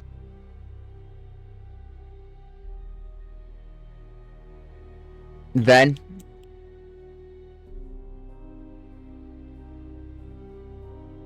Half true. alright. Hildy, Ranga. Hildy, false. Say false. Ranga, false.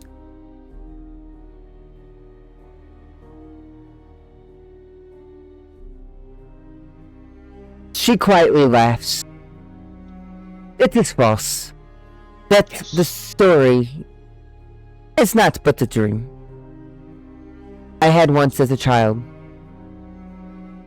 There are no lakes near the village of Brovia, and I have never seen a dire wolf till recently.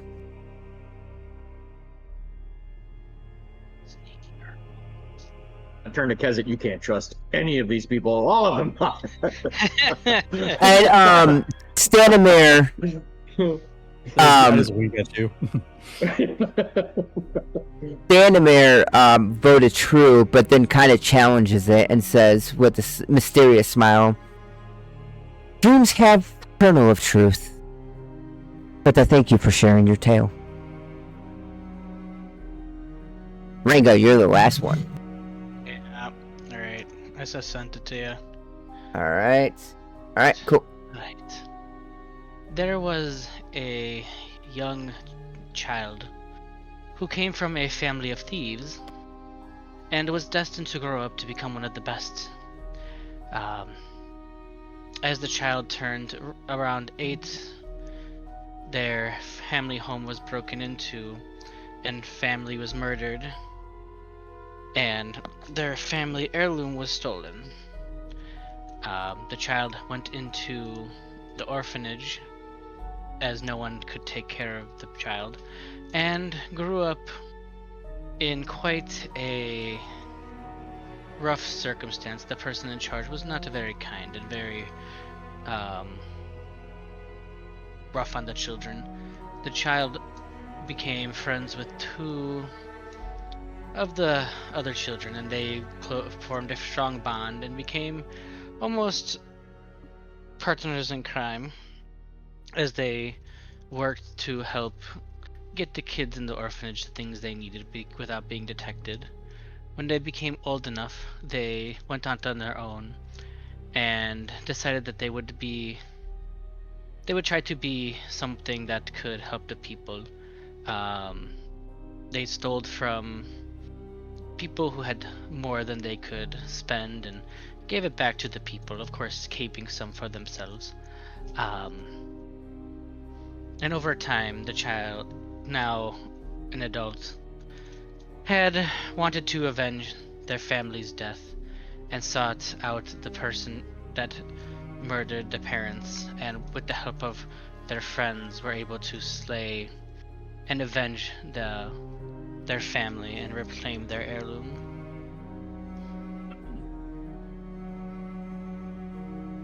That's it. Who's voting what? Half true. I think you did it alone. Half true. Mordwin? I'm gonna say that's also half true. Ven? I'll say true. Alright. Ranga? It is half true, but it is not for the reason that he thinks. The the person who killed the parents is still out there. Oh, damn. Sorry, Ringa. I never said this was me. Mmm. He killed the Vladimir. child's family. Starts clapping. Wonderful, wonderful stories. I thank you all for joining, but I must say we have a victor here. One that's made the most correct guesses. It is I. I'm just kidding, it's not me. But I don't know your name, and none of you have introduced yourselves, but Oh. you over here, as he points towards you, Kesset Ray. Ah, Oh shit! Yeah. Kesset Can I get nailed my it. roll back, He buddy? got a bunch. I was thank doing you. so good in the beginning too. God bless. You were, Ringo. You were in a big lead at the start. I came in clutch with the last like 4. Let me see something really quick. Da-da-da-da.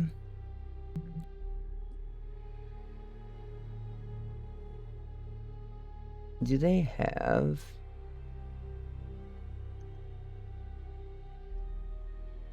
About to Oh, go. Miles. Did I put that in there? In yours? The I don't bracelet? think yeah. Yeah, it's in the backpack. That's something I didn't even want to think about presenting that. I was like, no, that's got story value for No, whatever's no, going on. you're good. I wasn't sure. Here, there you go. It's officially Oh, nice. in your backpack now. Okay, I got you.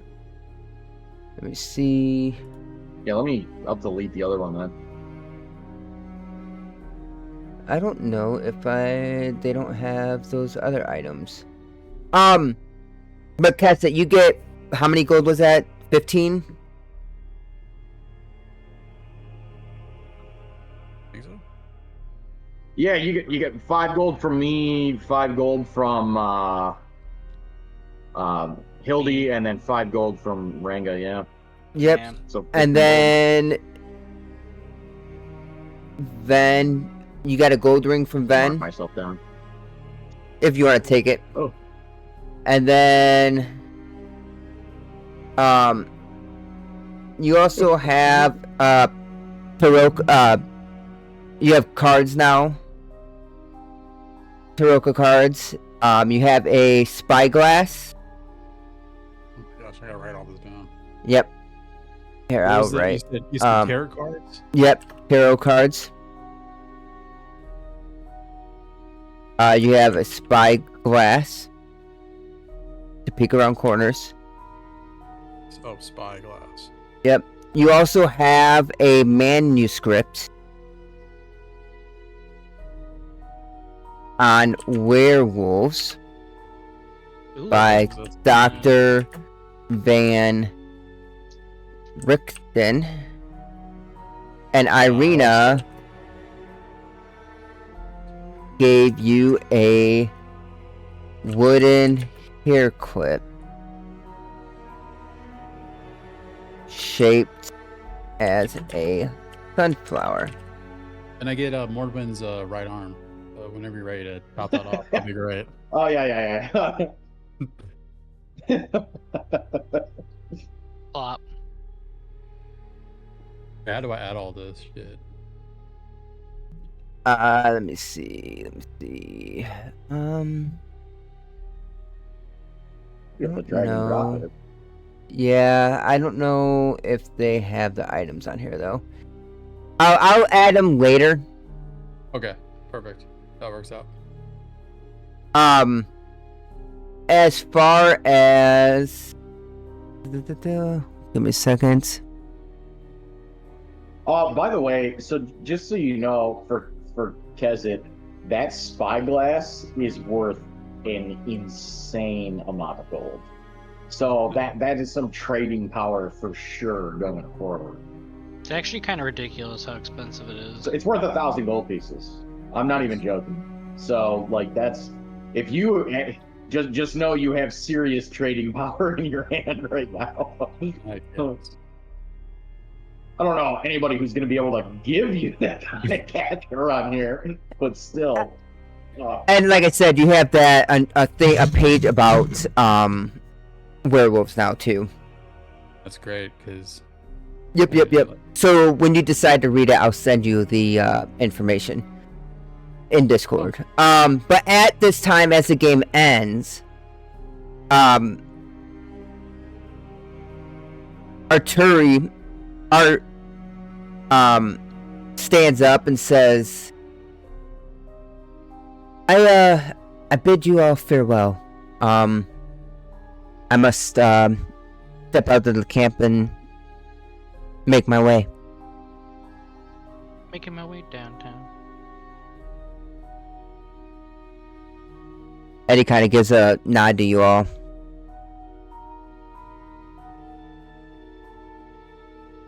Hi, bitch. You all just let him walk off.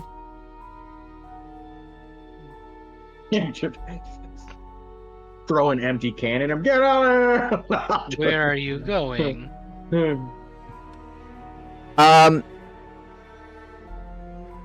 You see like a sad smile on his face. Well,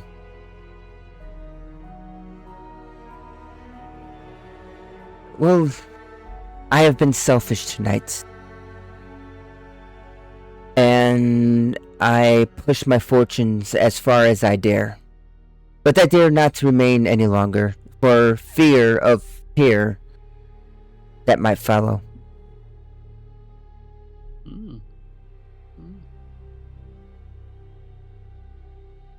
Well, thank you for your shit. Yeah,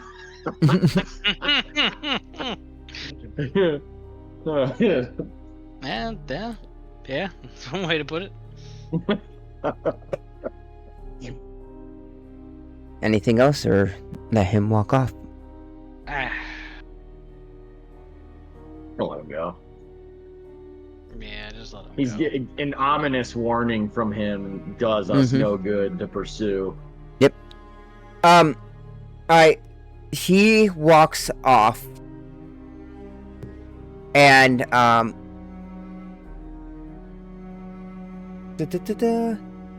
as night falls and, the others kind of go snuggle into their camps. Well, it's already night, but hours go by.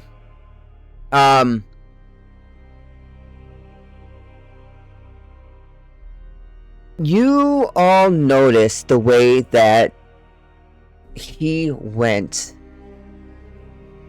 You see about 30 minutes go by, and you see like shadows creeping around towards his direction. About 2 hours later, you see about 5 more figures going through the mist. 2 more hours after that, you see more figures. And about 2 hours after that, you see 4 more figures, all heading towards that same direction he did.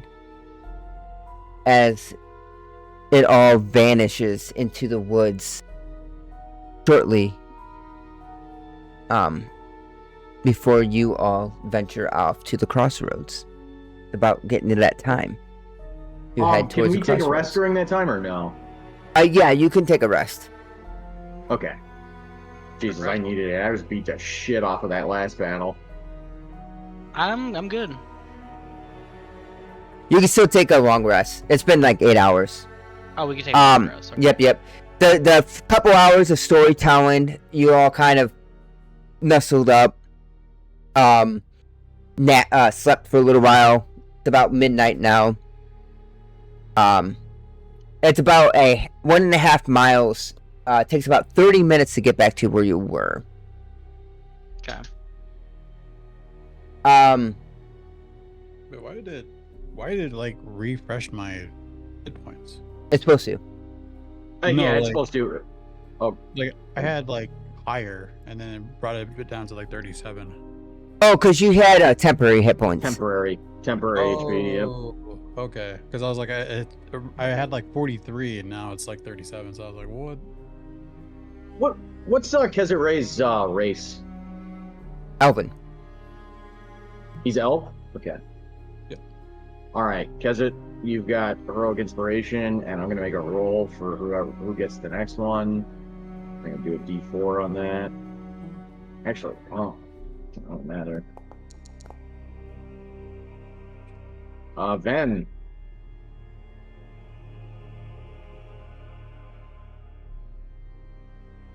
Is Ven a human? Oh, is Ven a human? That's a good question. You might not be able to benefit from this. Because humans, I think, get heroic after every long rest. Yeah, they do. All right, let's make another roll. It's between you and Hildy. Here's Mine already says. I don't know why mine has inspiration not marked already. Is that normal? What do you mean? You have inspiration marked? Yeah, it says I have it marked. Mine's been glowing this whole time. I don't know. Well, I gave you inspiration on the previous session. Does it restart? Does it reset after a long rest? It might. Yeah, the musician version of it goes away after the long rest. Okay, then it should be gone then. Okay. The heck is going on? There we go. All right, Ranger, you get it. Yeah, suck it, Hildy. Wow. Get wrecked. Wow.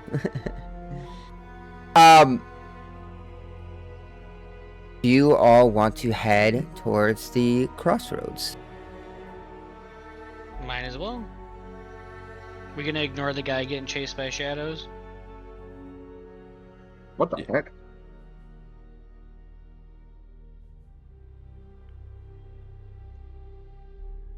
There we go.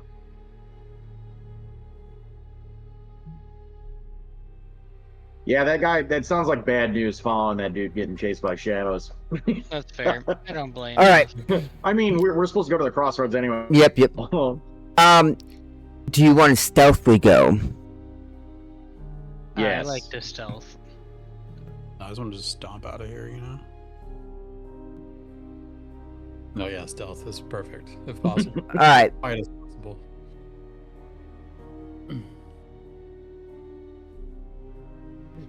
Stealth checks, yeah. Everybody can give me a stealth check. Huzzah! Supposed to be good at these. Yeah. 16. All right. So far, so good. 23. So far, so good. So far, so good.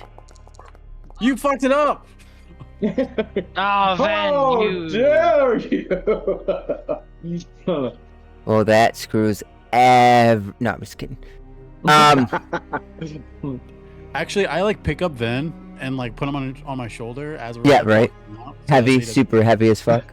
We all start stomping him into the curb. Alright, so a pallid moon hangs low in the sky, casting a weak silvery glow upon the mist-shrouded landscape below. Ancient trees loom on either side of the muddy road, their gnarled branches reaching out like skeletal fingers. As the witching hour approaches, an eerie stillness descends. Even the leaves cease their rustling, leaving the squelch of your boots through the mud, the only lingering sound.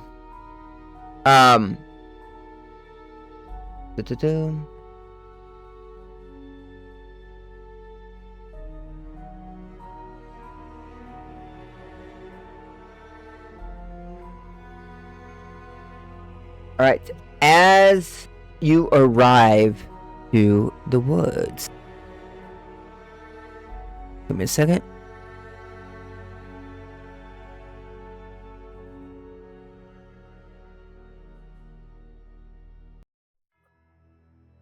Did the music change?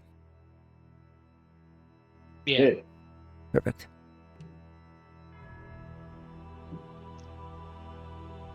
Let me see something.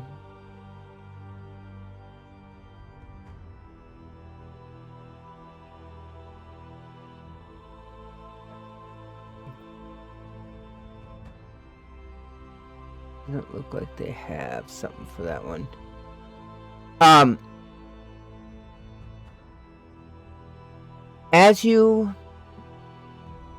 The well-worn path returns to the crossroad, now illuminated beneath the pale, sickly light of the moon. Across the road, the mist-shrouded headstones seem to hunker down in the gloom beside the old wooden gallows, whose frayed rope dangles lifelessly in the still air. A squawk, cloaked silhouette stands beside the gallows, waiting.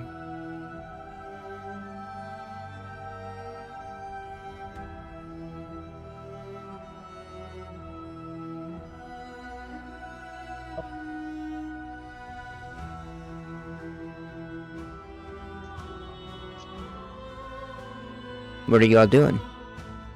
The gallows, we were already here, right? Yep. Approach stealthily. You approach. As you all approach, you hear a whisper from her voice, rasping like a chill wind. What did I say to you before you departed my tent?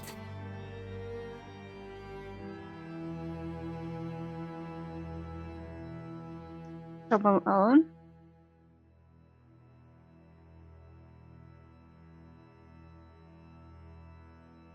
Wait, she just knows we're here. Oh, I guess she can see the future, huh? You said meet you at the crossroads or meet at the crossroads at midnight.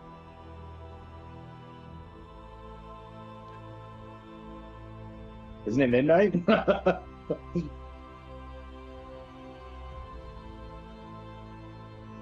You wrote it down, right, Lucy? Oh, the whole I could reread it. Do not look, child, no rush to greet them. If they learn of your true aspirations, all may be lost. That Mm-hmm. okay. Do not reveal even that you know of their true nature, for their master will know that I have told you, and his wrath will be descended upon all. She nods.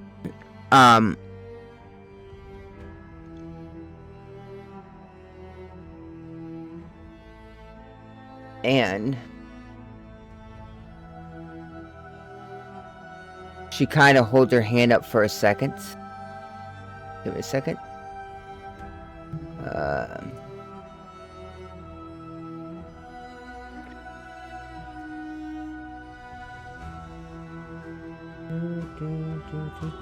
I'm trying to find the page for this. Where's it at?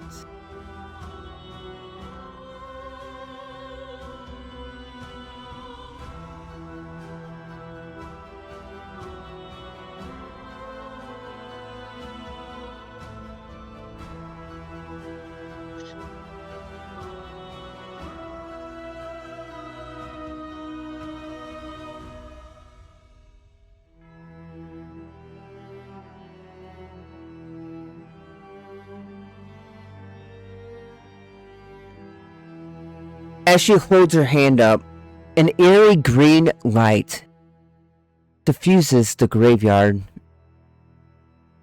From this light emerges a ghostly procession, wavering images of doughty women holding greatswords, wood-wise men with slender bows, dwarves with glittering axes,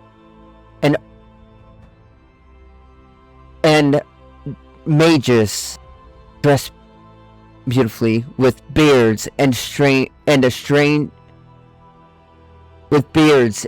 look strange. Pointed hats. All these and more march forth from the graveyard, their numbers growing by the seconds.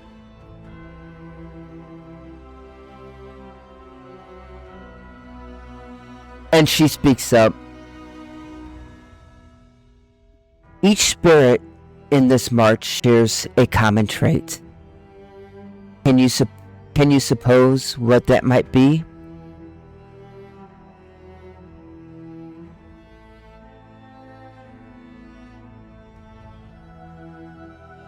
They tried to stand against Strahd.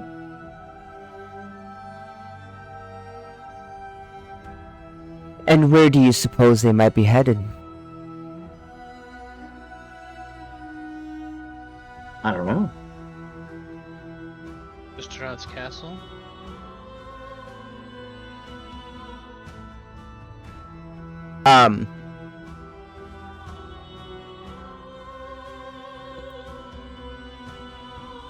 Every night, these ghostly adventurers attempt to complete their quest. Each night they fail. They have no interest in the living and can't be hit, damaged, or turned. Once they reach the castle,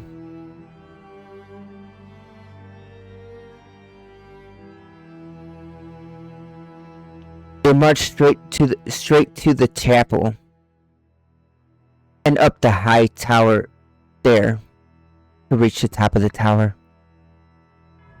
When they're there, they throw themselves down the shaft toward the crypt, where they disappear. This is the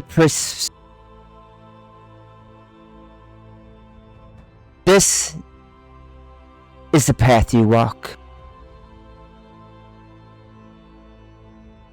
There are many paths among the webs of fate, but I can only see what may be, not what will. I can tell you what you must do, but I cannot ensure that you will succeed. For if you fail, this shall be your resting place. A place without legacy, glory, or love. Do you understand? Yes. Yes. Yes. And with a steady gaze, if you wish to put aside this mission, no soul could blame you. There is no shame in flight from a foe that no others have defeated. If you wish me to read your futures, I can read your palms, or gaze into my crystal ball. I can tell you the face of your true love, the path to good health in your elder years, or the success you might find in trade of profession. She pauses and adds, with a whisper, or I can read the cards and set you upon a path that ends only when your foe is vanquished, or you are. The choice is yours.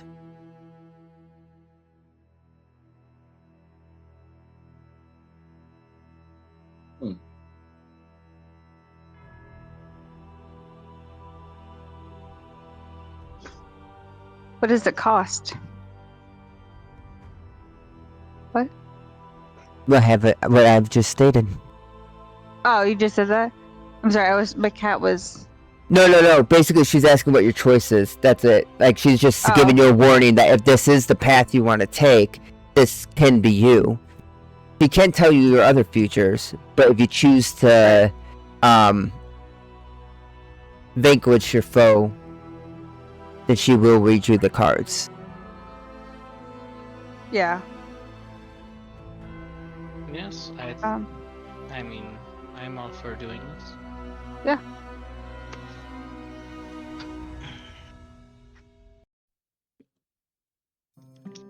What the hell? She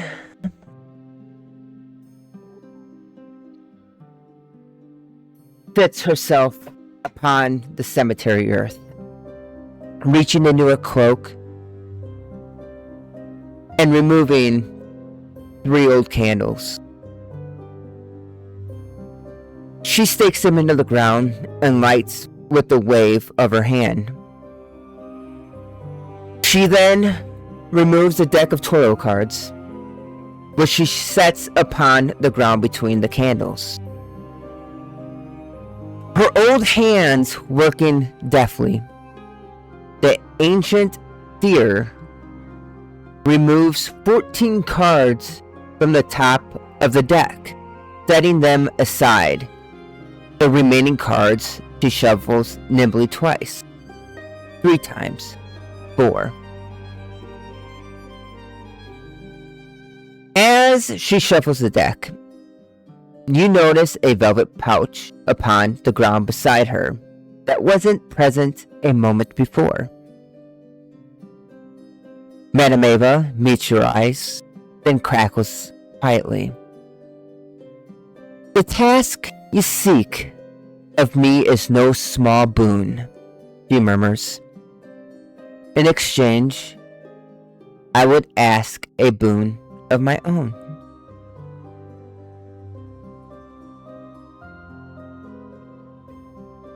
Okay, so we're trading favors now. Whatever happened to free?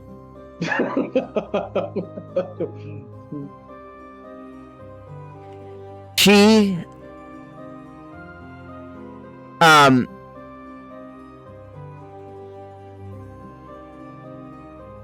this pouch contains 10 gold pieces. My great-grandniece, Arabelle, will celebrate her 10th name day in 2 days' time. For this momentous occasion, I wish to provide her a gift. But in my old age, I am quite unable to make the journey myself.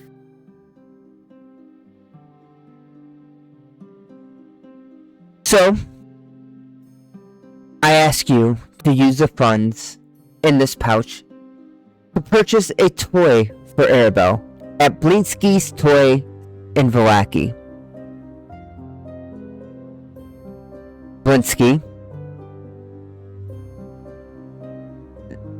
Blinsky's toys are Arabelle's favorites.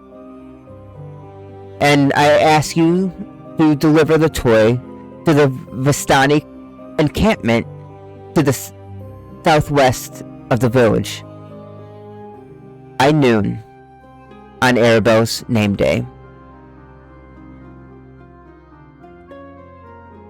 And you are welcome to keep any change as payment for your efforts.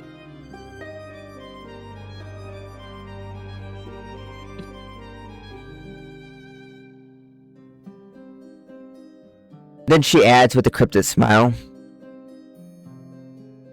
you may enjoy speaking to Arabelle, as she is a most interesting child. And you may find befriending her family a gift in itself.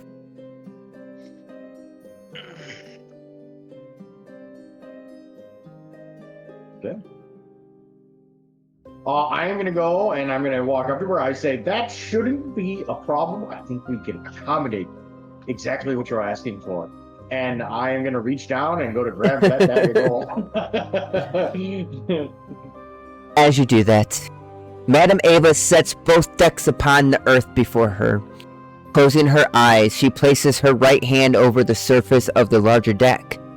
The crimson flames dim and swirl in eldritch patterns as her lips move silently, a distant tension spreading through the air. The sound of the rustling trees begins to dim, the external world growing mute and my throat is getting dry. the external world growing mute. As the space within grows more solid, more real. Slowly, the crone draws 3 cards from the top of the deck, laying them face down separately on the ground, with the second laid between and above its partners. She then moves the smaller deck, draws 2 more cards. The first she places below the first 3, forming a cross. The second she places in the center. The shadows of the headstones around her sway like silhouettes, leaning in toward the cards like anxious watchers. Yet the air in the cemetery is perfectly still. No light intrudes besides the light of the 3 candles. No voice rings out in silence. Shadows and mist swirl beyond the graves, where the darkness of deepest night dwells. But here, at its center, light yet reigns. The crone then moves her wrinkled hand to the leftmost card.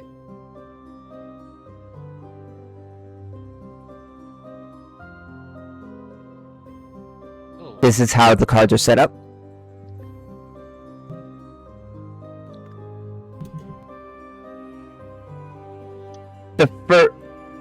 To the left, to the first.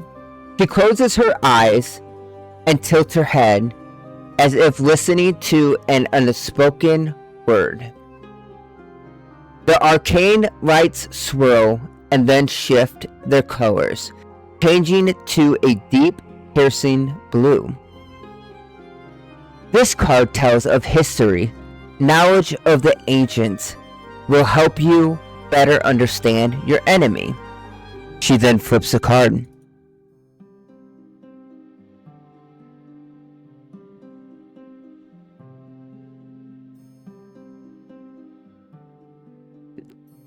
As soon as she But- flips that trader card, I'm gonna look at Renga.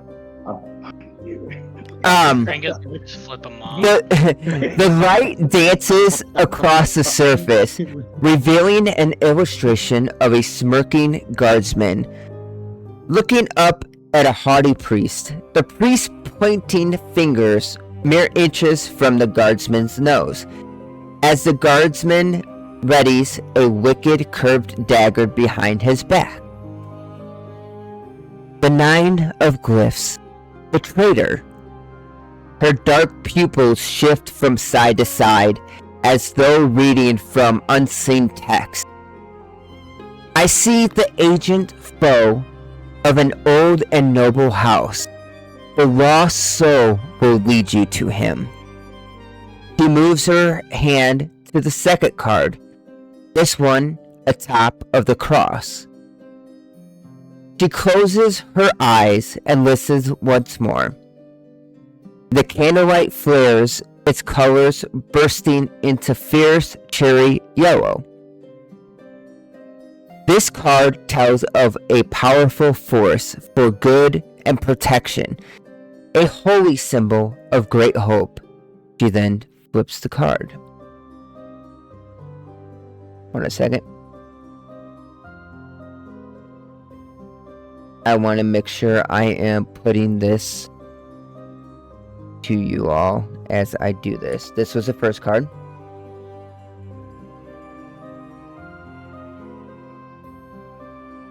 And she flips this card.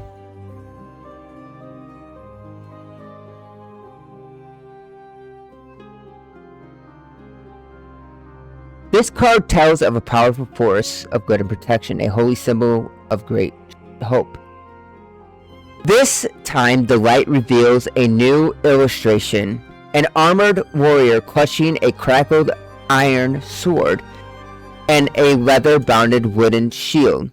His face obscured by heavy iron helmet. The 5 of Swords.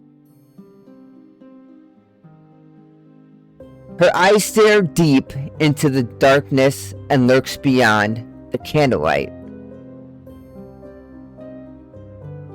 Oh, hold on a second. For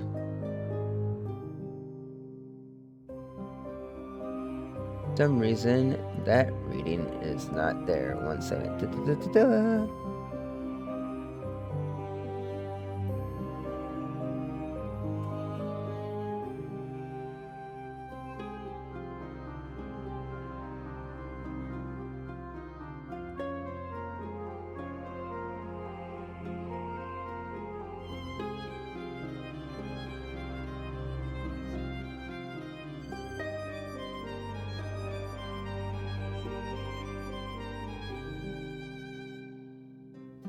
Why is that not in there?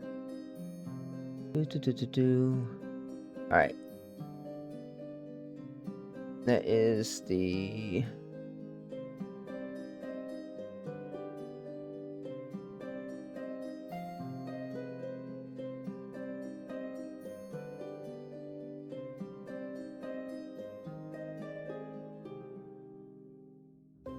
Great heroes. A sudden reversal of fate. The triumph of the underdog over mighty enemy.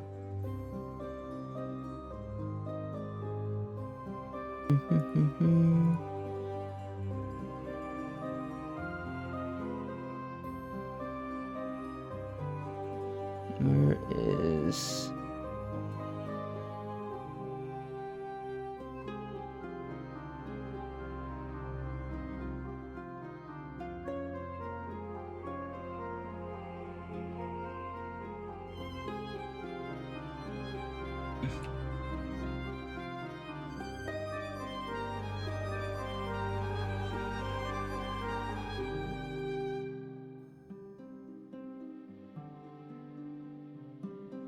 Sorry, for some reason, the thing is not here.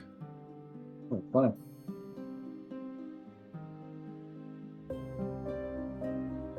You just explain it.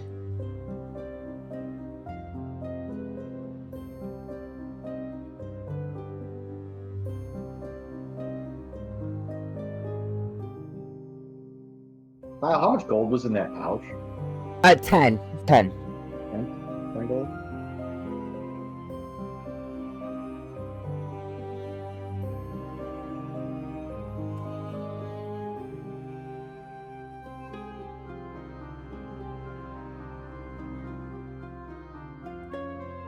Swords, these swords, spades, page 12. Alright, paste, there you go.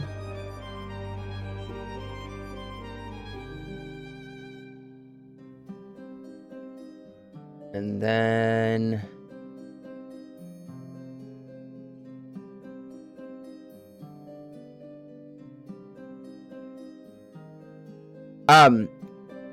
as she speaks, that great heroes a sudden reverse of faith, the triumph of the underdog over a mighty enemy. She then moves her hand to the third card at the right arm of the cross, her eyelids closing like a trance, her lips pursued in quiet contemplation. The candlelight vanishes for a heartbeat and then turns in a nova of fierce burning white, so pure and strong and clean that it hurts to look at, burns to see. Madame Ava's eyes snap open, burning with a fierce determination. This card is powerful and strength. It tells of a weapon of vengeance, a sword of sunlight. She flips the card. The light reveals a third illustration. A salmon-faced man clad in holy vestments. One hand clutching a chain of bronze censer that billows with burning smoke.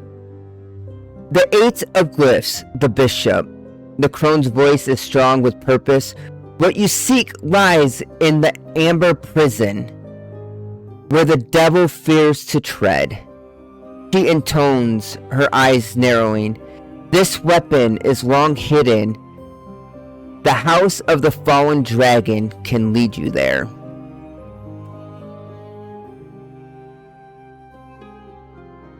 Huh. She moves her hand to the fourth card.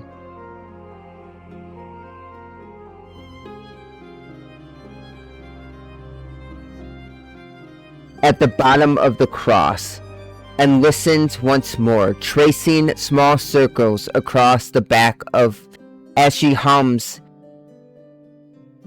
in a note. The magic flames leap and dance upon their wick, now casting swirling violet embers into the air as she graves beyond, shimmering with twilight glow. This card sheds light on who will help you greatly in the battle against darkness. She flips the card.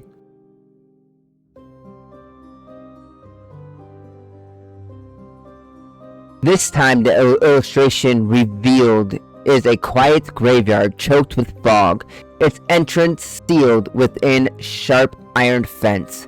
The mist. Madame Eva leans forward.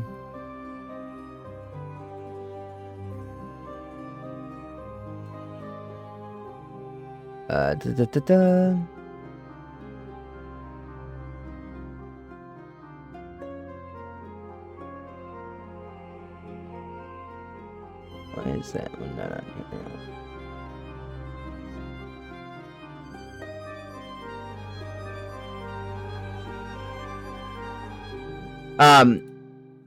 Where?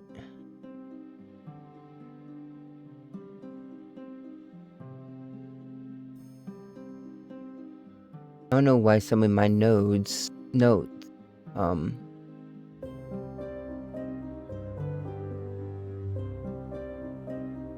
are not showing up.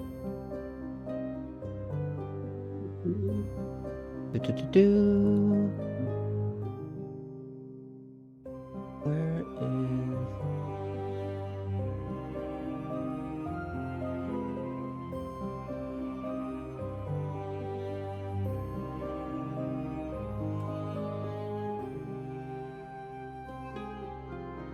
I might have to get you that one once we are done, sorry. Oh, fun. I do not know why these notes are, like, disappearing on me. She finally moves her hand to the fifth card and nearly recoils, her brow furrowing until the wrinkles split her forehead like a trench. Behind her shadows encircle the candlelight, until the light is very narrowly swallowed by a creeping dark. When next she speaks, Madame Ava's rasping voice is scarce above a whisper. Your enemy is a creature of darkness, whose powers are beyond mortality. When the hour of judgment arrives, this card will lead you to him. Her hand trembles above the cards for a silent moment, and then the deft, ancient fingers reveals the opposite side. In the darkness, the fifth and final illustration is only barely visible through the smoke and unnatural murk. Upon the card's surface dwells a depiction of a crowned, grinning emperor clad in royal finery and reaching for a goblet of wine. Though his limbs are wooden puppet limbs, lashed to corded strings that disappear in the darkness overhead, Madame Ava slowly exhales.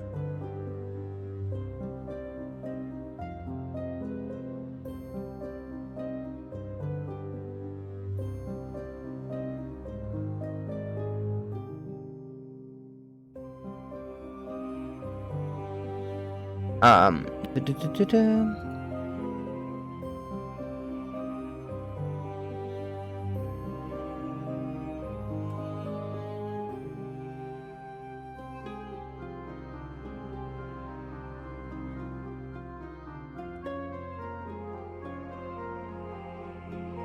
All right, here we go.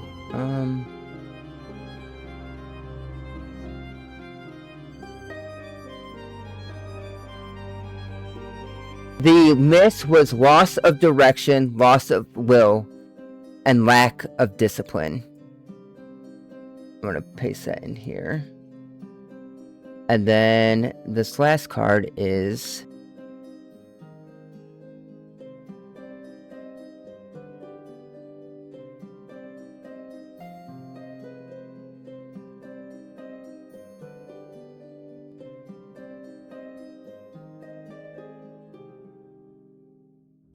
the Marionette. Suspension, release, letting go.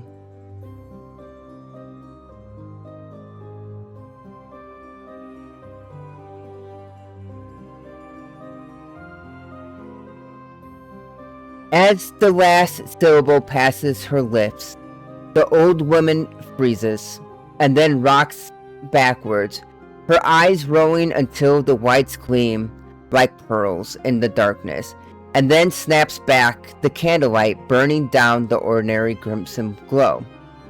The sound of the natural world returns, the whispering of the wind through the trees, the distant hooting of an owl, and the faraway lapping of the river against the banks. Silver moonlight once again pierces the cemetery, lapping the river against its banks. Oh, sorry, I'm like looking at the same thing. Silver moonlight once again pierces the cemetery's edge, and you feel yourselves breathe for the first time since the reading began. Madame Ava says nothing. She only regards you silently with dark and heavy eyes.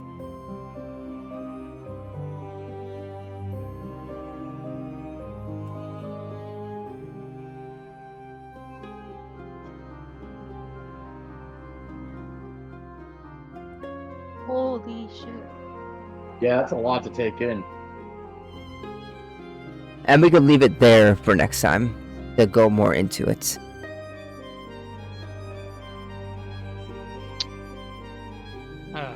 Well.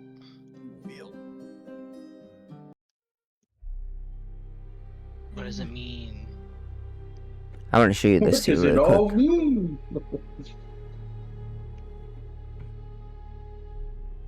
This is the thing that's in this module. It's a cool picture. Oh, that is dope. Also, look at this. This is pretty cool. This is what you saw as you walked away originally when you first went to the Tser Pool and turned around.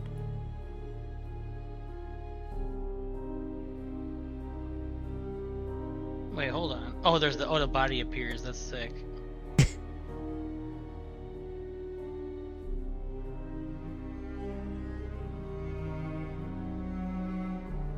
And the coach from earlier. Yeah, they got this set up pretty cool.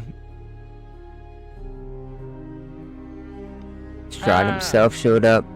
The dire wolves coming out of the wolves. Check his fucking name. I can't think of his name either. But yeah, we'll pick that up next time. Alrighty. Awesome.